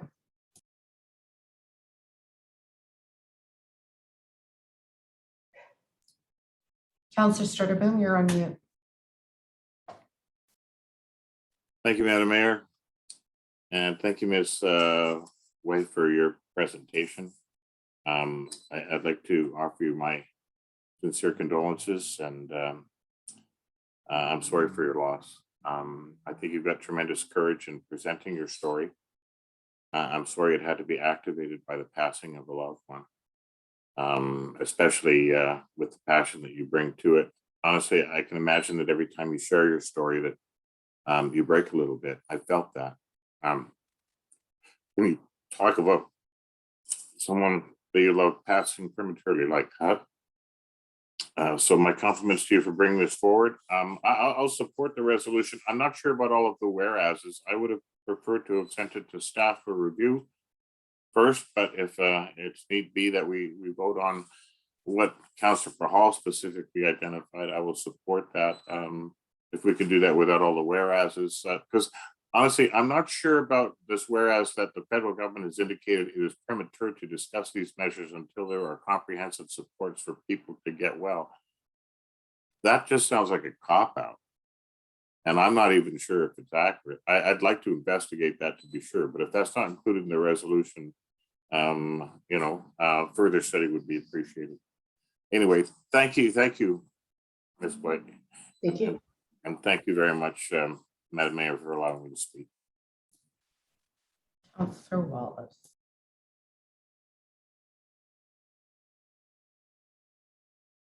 You're on mute. Thanks to the mayor. Thank you, Mayor. Thank you so much for having the courage to come and share your story and create the needed change so badly. From a mother to a mother, I can't imagine your pain. And we have to do this. We have to work together in stopping the illegal drugs that are coming into our communities. Yesterday I was on a walk and I saw a young girl and I asked her if she needed help. She said she was okay. And she said I felt so bad for her. She had, urinated and, she was just trying to come off something. And all she could say to me is, I'm going to be okay. I just need to get off of what somebody just gave me. There was something that was not right in it. And I just felt helpless. And I just thank you and Moms that Stop the Harm and the organization. Just thank you for your courage. And I'm so very sorry for your loss. Thank you. Councillor Albrecht. Yes, thank you, Madam Mayor, and thank you, Lisa Lee. I just want to say thank you. Thank you very much for carrying on this fight, choosing to take this fight on. It's needed and I support it. Thank you. Thank you. Okay, any other comments or questions? Seeing none, well, thank you very much, Ms. Wade, for coming. Again, you know, we are working on this, you know, at other levels. I know you know that FCM and UBCM have been working on it with Vancouver Council and trying a temporary, almost like a methadone replacement clinic, a trial downtown. Apparently it's been working really well from what I've been hearing, almost like the methadone replacement program. I think you're right. It's the stigma attached to it. And it's not the people you see, the homeless on the street, that necessarily have drug issues. It's kids going out partying on the weekend when they're in university and going to a party. And those are the people we need to make safe, because just trying it once can kill you. And we all know, like alcohol, you know, you're all of a sudden, oh, it's a free for all when you turn 19. And I think if we were better as a society and teaching our kids from a young age how to use things properly, we wouldn't have this, you know, big excitement when they become adults on their own. And so thank you for trying, you know, to make a difference with that. So, okay. Thanks for having me. Yeah. Okay, so I will call the vote. All those in favor? Any opposed? And that motion carries. So thank you very much.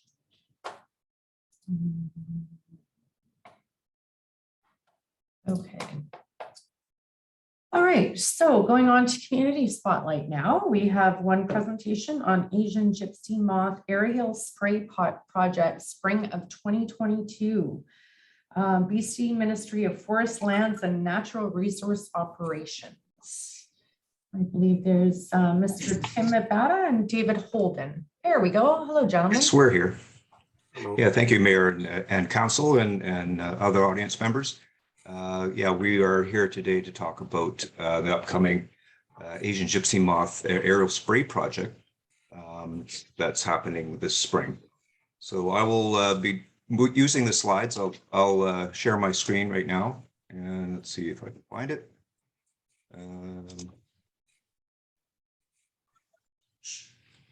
Can you see that? Yes. Okay, great. So I will be operating the slides, and Dave Holden, who is with the Canadian Food Inspection Agency, will present the first part of this talk, and I'll finish it off. So Dave, can you take it away? Sure. Next slide there. So just so everybody's familiar with what we're talking about here, this is formerly called gypsy moth. I'll talk a bit about the naming in the next slide. Essentially, one of the characters there is, you see these V's pointing towards a dot. If you see that, that's great. The males in the top, the females in the bottom are quite different, brown and white. Males fly all the time. For the most part, the females don't fly, at least for the strain that we're talking regular gypsy moth. And then the bottom there is really important. It's called egg mass. You can see it on the left picture at the bottom. It's this chamois colored egg mass. Is 500 to 1,000 eggs in that little thing that can produce a lot of caterpillars. And this is probably the #1 forest pest in North America. Go next slide. Just talk a bit about the naming here. There's a whole bunch of namings. We're moving away from the gypsy moth name. The next thing was LDD for the all common names have actually a scientific name. It's called Lymantria dispar. That is one species that we're talking about, and there's different subspecies. So we have Lymantria dispar, which is considered the one from Europe. It was introduced into North America.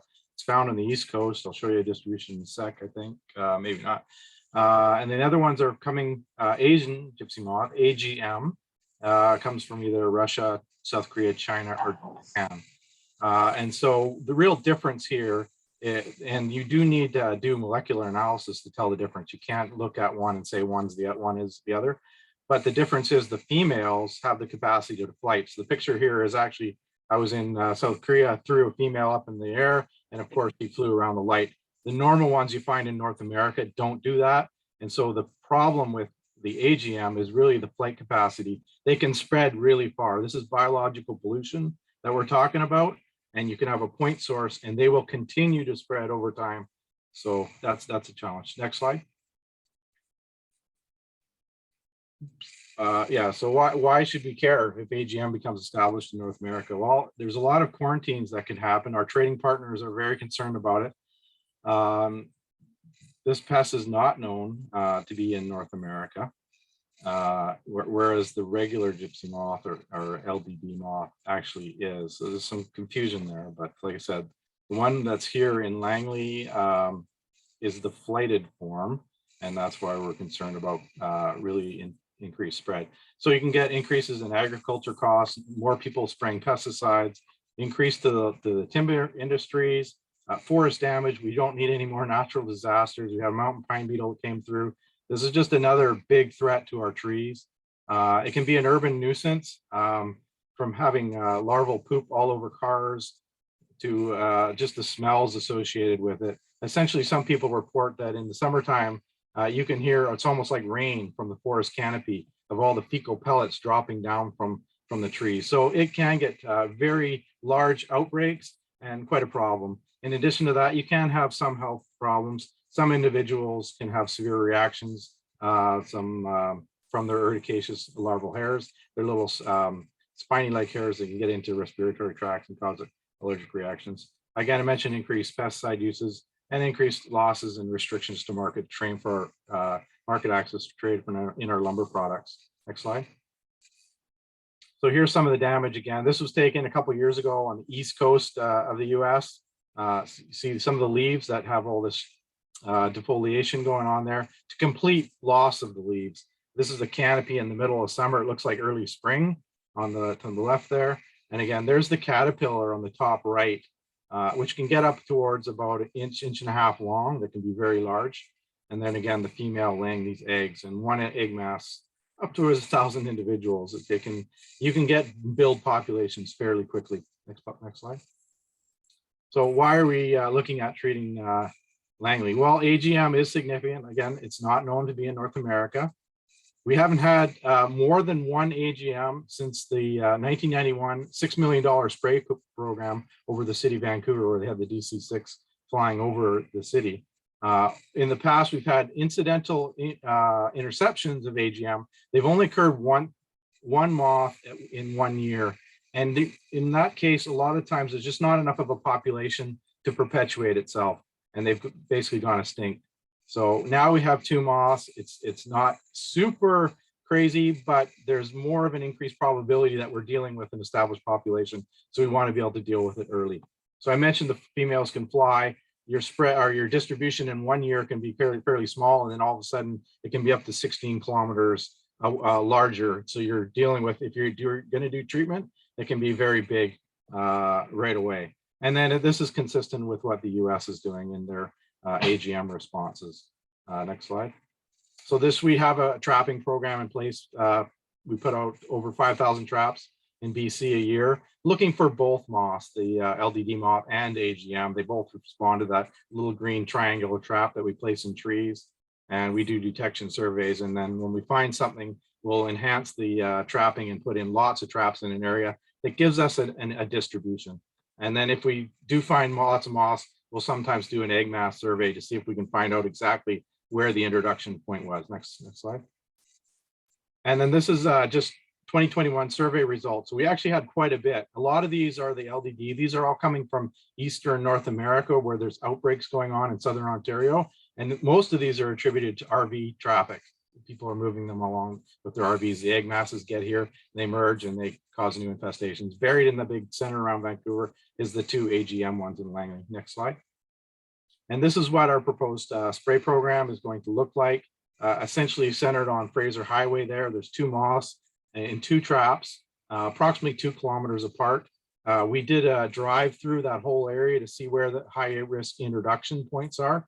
For AGM, they would be coming from the east. So usually it's on container ships, but they could also occur on cargo, used vehicles, used excavators, those types of things. And so we did some egg mass surveys around it, but it's really needle in a haystack to find these things. And so what we're doing is putting in an eradication program this spring in order to make sure that this does not get out of hand. And I think we can turn it over to you, Tim. Thanks. Great, thanks, Dave. Yeah, and so you've given the background of why we're requiring a treatment in this area. I'm going to be talking about what we're treating, how we're treating, and what to expect. This map just shows that actually we do have close to the city of Langley, we have 2 spray blocks. One's 4.5 kilometers, and that's for LDD, the European version, and then of course the Asian gypsy moth on Fraser Highway. So citizens will be aware that there will be 2 aerial spray projects in the vicinity. So the whole reason for this outreach to you folks is to give you a heads up that this is coming. We are starting our media campaign this week, so you'll see a publication of an advertisement and an information bulletin is going out this week to inform the media. We expect as soon as the planes start hearing, your phones will start ringing. So be aware, we're making you aware of what is happening. And as they're saying, public engagement, we are required for our pesticide use permit to engage the public in various ways. We have to do this required advertisement in the local paper. We are also required to put signs up, have a formal information bulletin to media. We also contact First Nations medical health officers and a slew of other people. There's a very long list that we will be contacting, including daycares and hospitals and old folks' homes, etc. So we also have virtual open houses that are coming up, and we wanted to make you aware of them. They'll be coming March 1st and March 2nd. March 2nd is the one for the Lower Mainland. So we are encouraging public and stakeholder feedback as part of the outreach and engagement process for the permit. I'm just going to highlight that one of the ways we're reaching out to the public that seems to have worked well was we send a customized postcard to every address within the vicinity of the spray area, those folks that would be supposedly affected by the spray. We also offer a toll-free information line. You can actually leave a message on it, but it does have a voice message that describes when the scheduled spray is occurring. And we also have a very informative website that has tons of information. And there's a way of subscribing to a news update page that allows you to be pushed an email saying that there's been an update to the spray schedule. So we're actually asking Langley City if you would be willing to add a link to your web page, your own home pages or web pages for the community to be able to find our information. Here's an example of the postcard. You'll see that it gives a small map of the proposed spray block and gives the basic information. It's a 2-sided postcard. This is just a screenshot of the mail routes that we use an ad mail application that Canada Post provides us. And the colored lines just depict the different mail routes that we'll be sending these postcards. And then we will be hopefully we'll be able to access enough of these electronic message boards to be able to inform people on Fraser Highway and some of the major arteries that they are entering the spray block. So commuters will be aware that small aircraft will be flying early in the morning and will provide that information about contacts. Within the spray block, there are actual lawn signs we have to place strategic entry points into the spray block, and it gives more details. These are actually required by the permit. So they're a regulated requirement. Gives the details of what product that we're using, which is 4A48B. It's a biological insecticide that's actually been accepted for use on certified organic farms. So there's nothing in this product that is harmful, and that's why we're allowed to be applying it over urban areas. On a spray morning, typically you will see crews running around early in the morning, setting up little white cards like this. These are spray deposit cards, and these tell us approximately where the spray has been, and hopefully we won't find anything outside of the spray block. We do have a 300-meter buffer around the spray block. And the aircraft itself, this is a GPS map of a recording of the actual spray operation back in May 2019 by Port Mann Bridge. And the colored area is where the spray booms were actually on. The yellow area indicates the actual flight lines. So what I wanted to get across here is that it's not just the spray block that people will notice small aircraft flying low. There is a huge area where the aircraft has to turn around and realign over the spray block. So there will be noise concerns. People may think it's another 9/11 or something. So again, we'll be notifying our CMP, ambulance services, and fire as well that this operation is going on. Some of the tips that we're passing on to the public is to minimize their exposure, is just be aware of the spray schedule through the various media that I described. Stay indoors for at least half an hour or an hour after the treatment. The droplets themselves are on the ground in 10 minutes, but just to be on the safe side, if you don't want to be exposed to it, you would just stay indoors for up to half an hour. And of course, close windows and doors and vents. If you don't want any of these spray deposits on objects left outside, particularly cars, you can either cover them or bring them inside or outside, move them outside of the spray area. The dry droplets themselves are fairly easy to remove.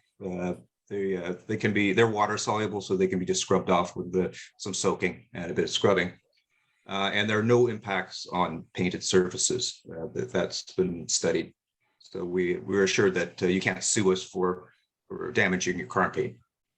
And if you just leave it alone, the weathering will occur in about a week, and the droplets will disappear. And so the spray that we're doing, there's 3 applications. They're going to occur first thing in the morning, which is about 5:30. It's earlier as the months go on to 8:30. The spray will occur 3 times. There's 3 full applications, and they're spaced about 7 to 10 days apart. And the starting date for the Asian gypsy moth spray is likely in late April, and then you can work through the calendar from there. But so it should be all over by the end of May, and then life will resume back to normal. And again, the other spray block, the timing is going to be slightly different, and I think that's going to go on for a little bit longer. As I was saying, we have our virtual open house. You can register for that open house through our website on the Lamantrian News page. There is a registration form, and you can register online, and we'll send you an invitation to the meeting. There's also, as I was saying, the website and this toll-free line, and again, the subscription to get an email push whenever there's a change in the spray schedule. So that's all we've got, and we're under 15 minutes, so we're open for questions. Well, thank you. That was absolutely fascinating. I remember back in like the late 70s, early 80s, getting that first box to hang. We lived in Chilliwack, and yeah, it was, I'm kind of sad to hear that it's still going on and having to be done even more so and so. I mean, that's like over almost 40 years ago, right? That it started? Yeah. BC has been managing gypsy moth. Actually, the federal government started it off in 1979, and the province took it over in 1998. So it's been a long haul. But my suggestion would be just keep a gypsy moth. That's how people know it. It's super easy to see. Yeah, not out of our control. I know. Yeah. Okay. Any questions or comments? I don't see anybody's hands up. Oh, Councillor Storyboom, go ahead. Yes, thank you, Madam Mayor, and thank you, Mr. Ibata and Mr. Holden, for your presentation. Very informative. I appreciate the courtesy of coming to Langley City Council on a program that is actually happening in the township. Is there any effect to Langley City, or is it just a courtesy for information?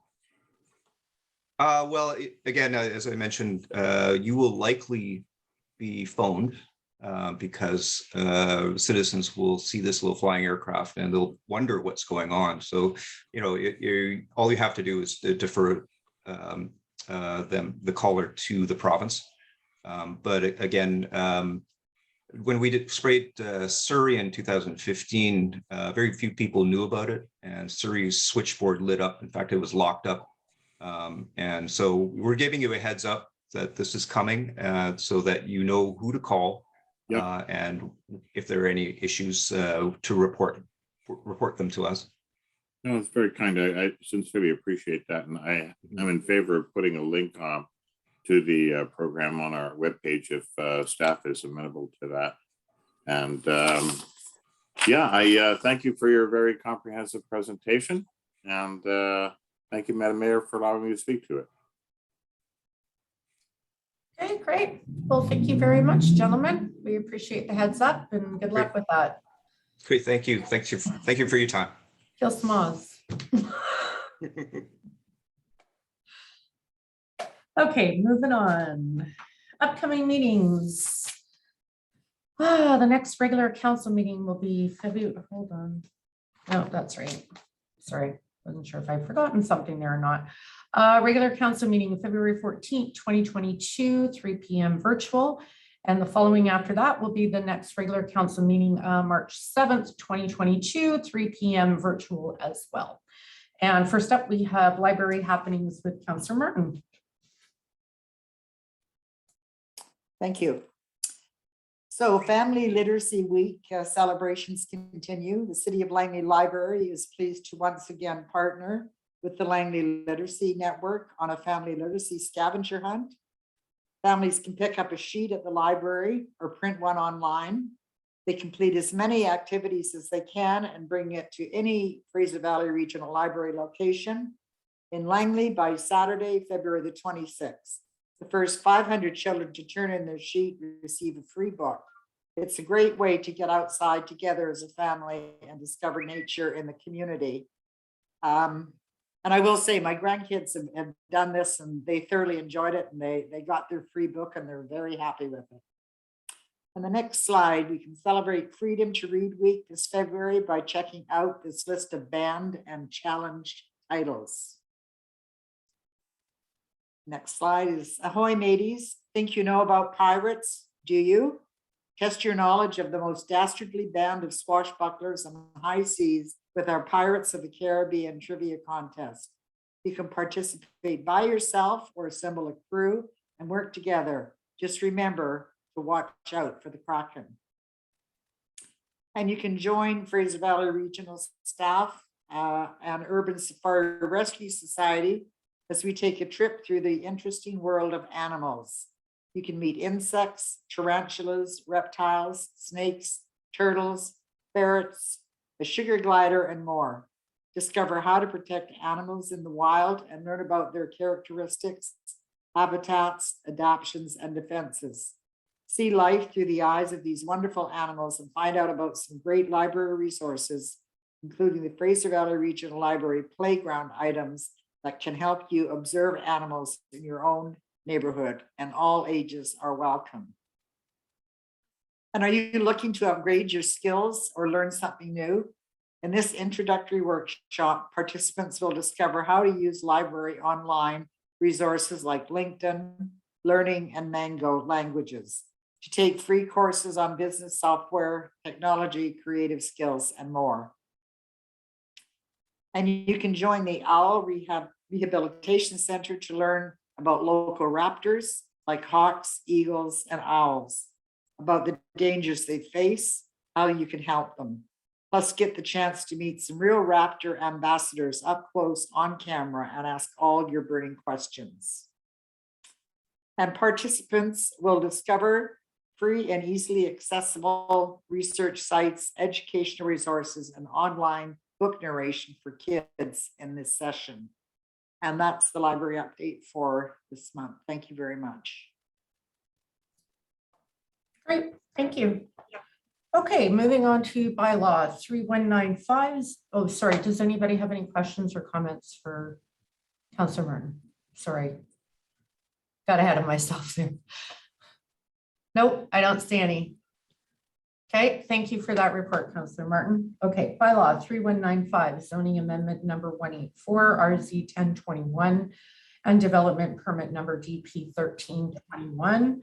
Third reading of a bylaw to rezone the properties located at 19701 to 19729 55A Avenue from the RS1 single family residential zone and RM1 multiple residential low density to the CD81 comprehensive development zone to accommodate a 6-story 96-unit apartment development. That the bylaw cited as zoning bylaw 1996, number 2100, amendment number 184, 2021, number 3195 be read a third and final time. Mover and a seconder, please. Councillor Sturdivant. Seconder on that, Councillor James. Any discussion on this? Councillor Albrecht. Yeah, thank you, Madam Mayor, and thank you, staff, for bringing this forward. I just want to reinforce and I know staff have already looked at a traffic management plan, parking for trades, and really monitoring the hours of work. I think we really need to be sensitive to the existing homeowners and residents in the area, and we need to ensure that the contractors and developers abide by our bylaws. So thank you very much. Yeah, those are really good points. Thank you, Councillor Sturdivant. Thank you, Madam Mayor, and thank you, Councillor Albrecht, for advising your concerns regarding parking. I too have concerns about parking, not just during the time of construction, but after the fact, when the building is finally constructed as well. It is a big building. It's bigger than most everything else that's in the neighborhood. I get that.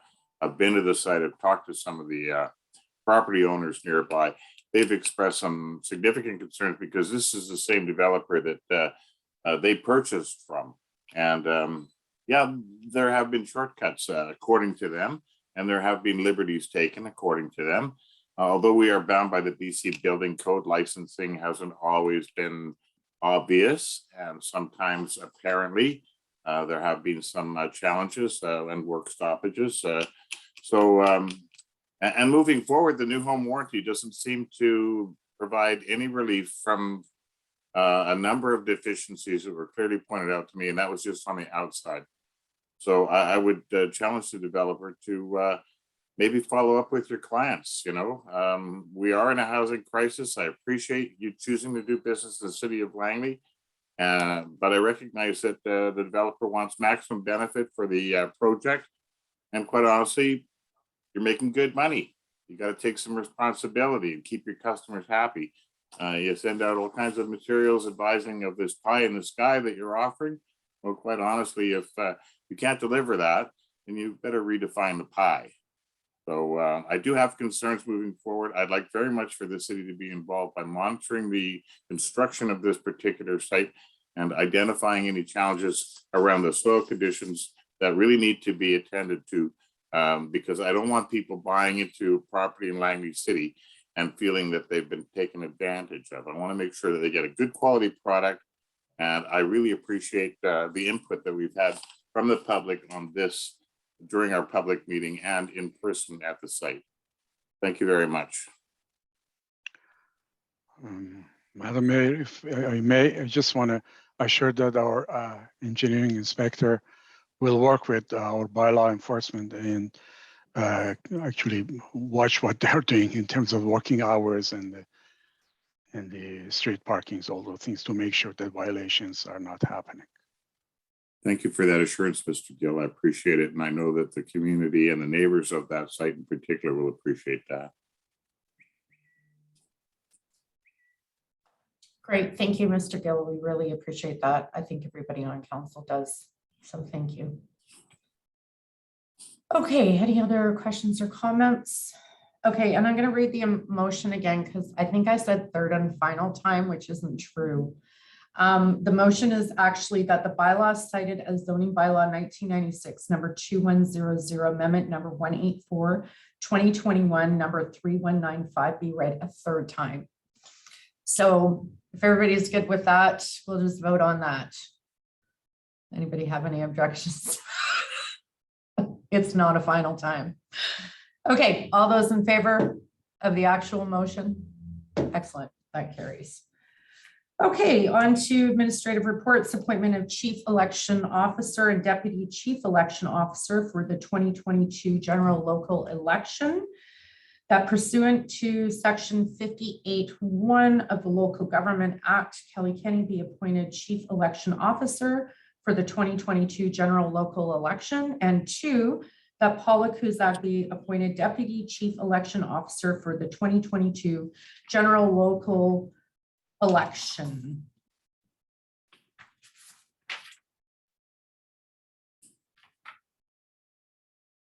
Okay, need a mover and a seconder, please. Councillor Albrecht, Councillor Wallace, any discussion on that? All those in favor, any opposed, that carries. All right, next up, we have updates to council policy CO-66 council correspondence. And I believe Ms. Kenny, you have a few comments for us. Go ahead, please. Yes, thank you, Madam Mayor. Since approval of this policy back in 2019, our administration staff have been working within the guidelines that were established by the policy. And we've identified some areas of the policy that would benefit from greater clarity, as well as the addition of some new protocols that would address areas that are not currently covered off in the policy. Some of the updates that we're proposing are to have clarity on how correspondence that's requesting action on a non-jurisdictional matter would be processed, how council members may request that a council correspondence item be added to the council agenda for consideration of some kind of action either during the agenda process or after the agenda production process has occurred.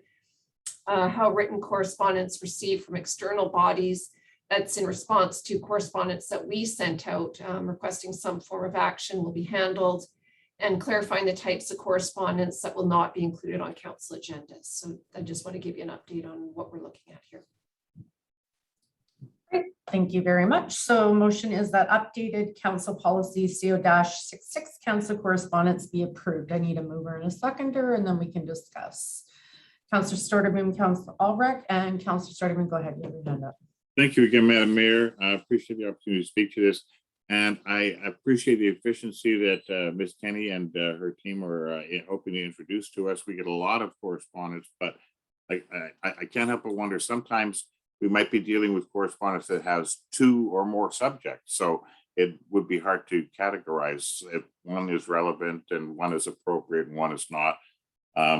I guess what I'm suggesting is that because we get a lot of correspondence that really doesn't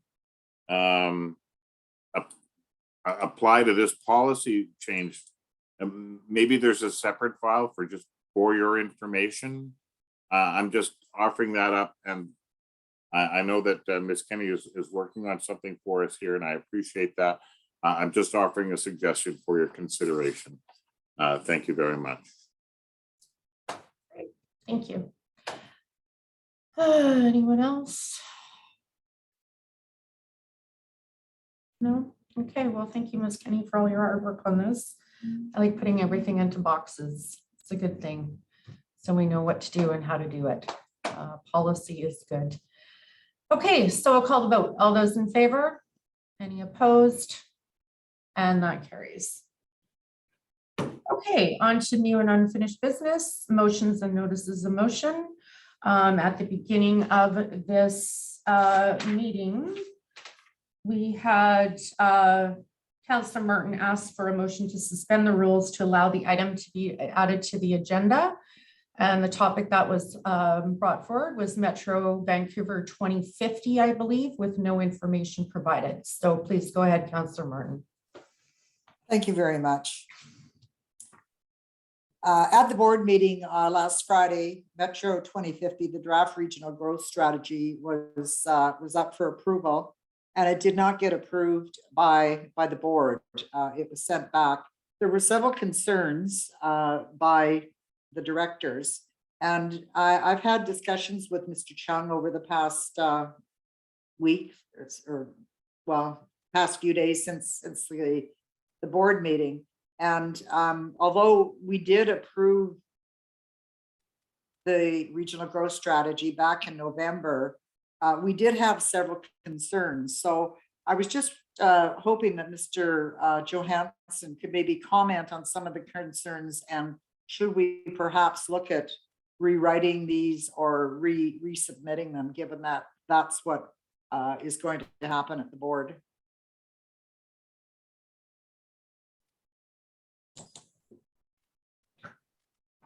Yes, through the mayor to Councillor Martin. Thanks for your commentary.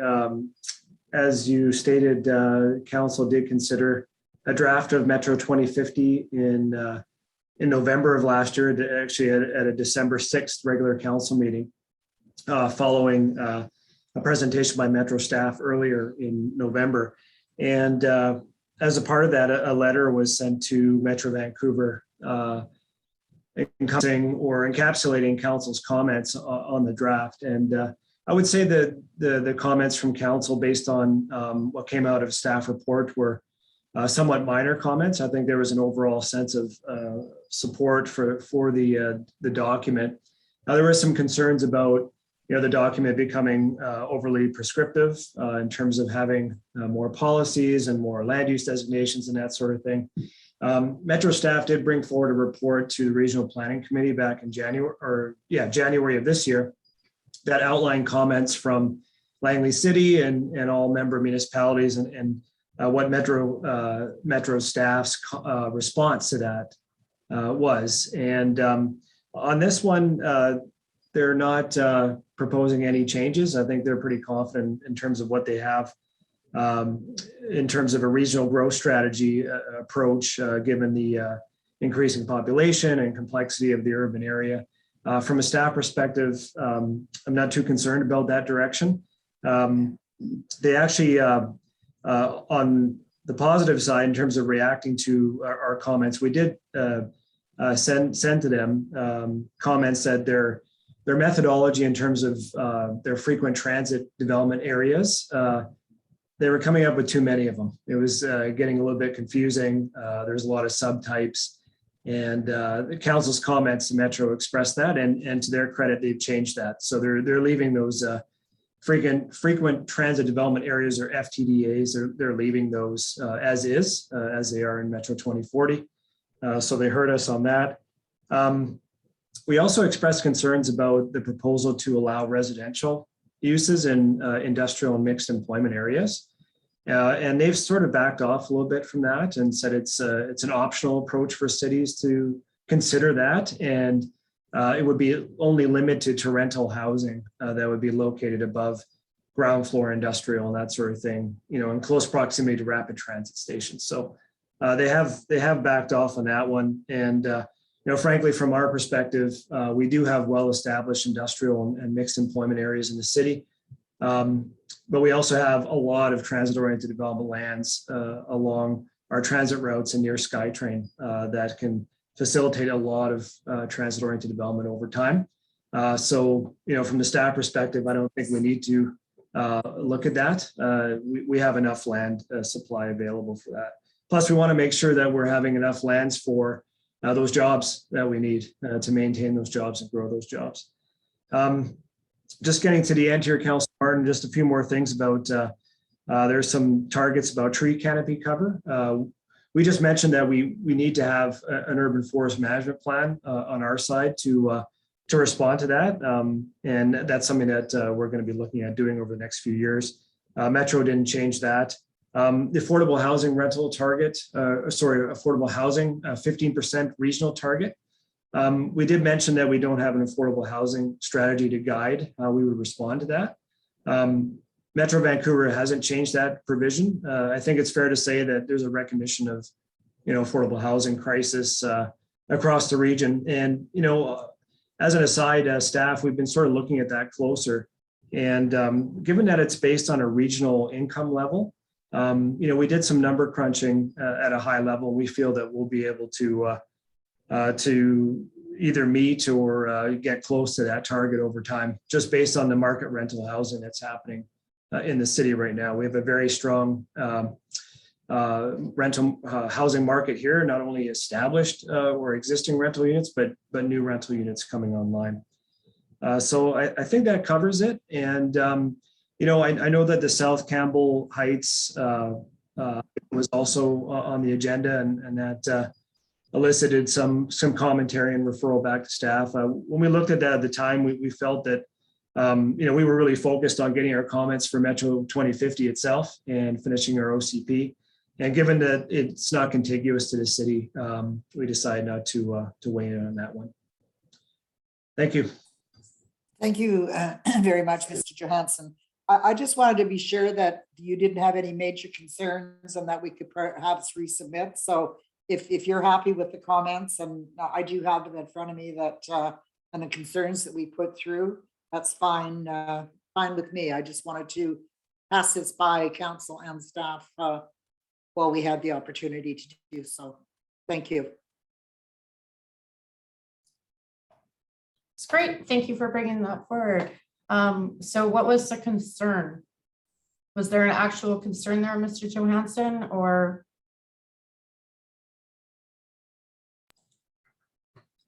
No concerns. I think that we had already outlined those.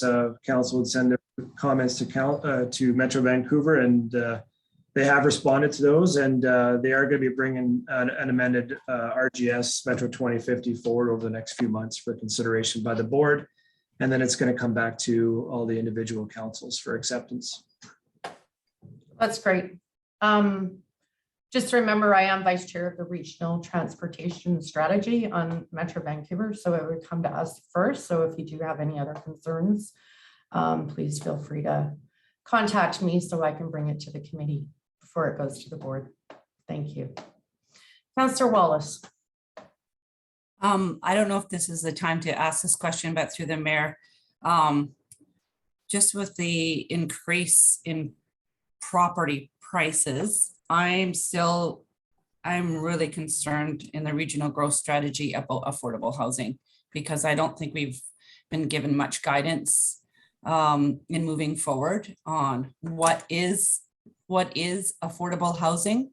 Yeah, we could, when you talk about market rental, I don't know, I'm just seeing, I see our strategy in moving forward and the designation of lands and all of that, but I just, some of these properties that are being rented out, the $2,100 for a 1-bedroom place in some areas, and I think that we don't talk about it enough, about affordable housing. I don't think there's enough affordable housing, and we talk about people barely being able to make it, and then we talk about homelessness, and then we talk about seniors struggling, just to pay their bills. I'm just well, maybe staff can add it to a future council meeting or something. I'm not sure. Can I get staff clarification on this? Because honestly, Councillor Wallace, this isn't really the time. Okay, that's fine. I don't know if it is, or if we want a bigger discussion on this, or I don't know what staff has coming up for presentations. Maybe we can check with that. Would it be fair to ask clarification from staff? Sorry, I was going to say, would it be fair to have Mr. Johansson maybe just make one comment on my concern? Sure. Or Carl, go ahead. Yes, to the mayor, to Councillor Wallace. Yes, regarding your comments, in the Metro 2050, it is a regional growth strategy. It's sort of, obviously looking at a large area, multiple municipalities, and where you have differing rent levels and levels of affordability, but we all know that across the region that affordability is very difficult. Getting appropriate housing for the rents and the prices are going up.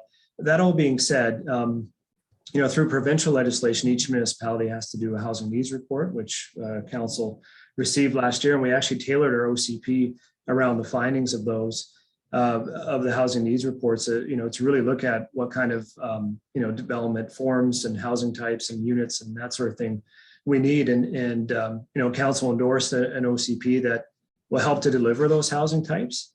The other part of it too is that council also has asked staff to undertake an affordable rental policy review. And that's something that we'll be bringing forward soon.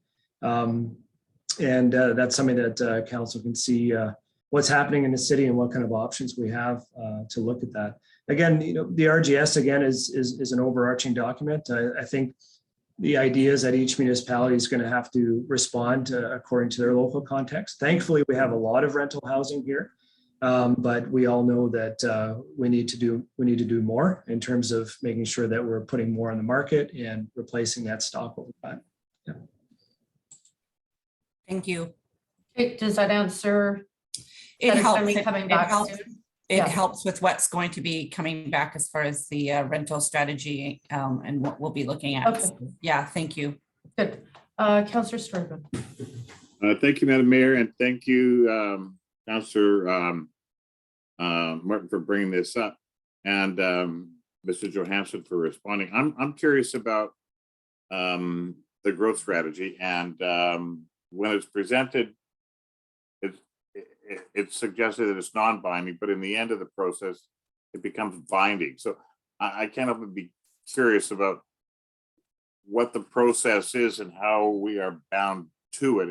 Is it binding when it's finally established? I mean, apparently people go to court over this sort of thing, and I wouldn't mind a little clarity, please, if that's available.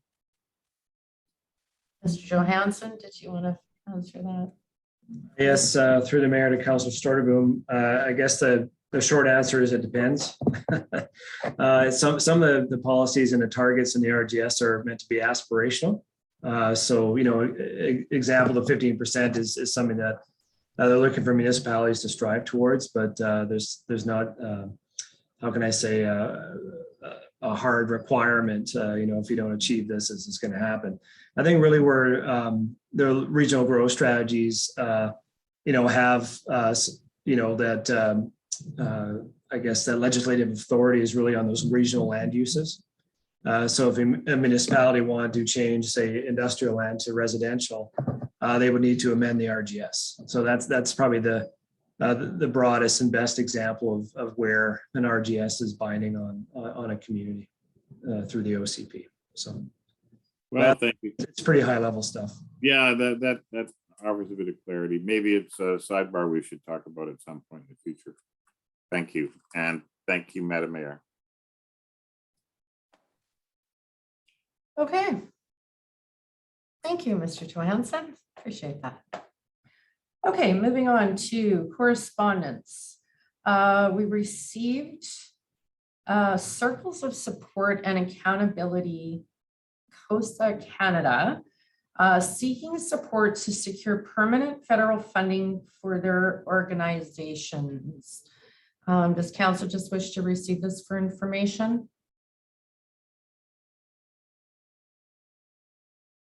Okay, all those in favor? We will receive it for information. Okay, going on to new business, motion to hold a closed meeting. That the council meeting immediately following this meeting be closed to the public as the subject matter being considered relates to items which comply with the following closed meeting criteria specified in section 90 of the community charter. 1E, the acquisition, disposition, or expropriation of land or improvements, if the council considers that disclosure could reasonably be expected to harm the interest of the municipality. 1K, negotiations and related discussions respecting the proposed provision of a municipal service that are at their preliminary stages and that, in the view of the council, could reasonably be expected to harm the interest of the municipality if they were held in public. I need a mover and a seconder, please. Councillor Storterboom, Councillor Pahal, all those in favor? Any opposed? That carries. And we will adjourn the meeting now. Need a mover and a seconder. Counselor Stordeboom, Counselor Bahal. All those in favor, and that carries. Thank you for coming out tonight, folks. Nice to see everyone. So Ms. Kenny, if you can stop the recording.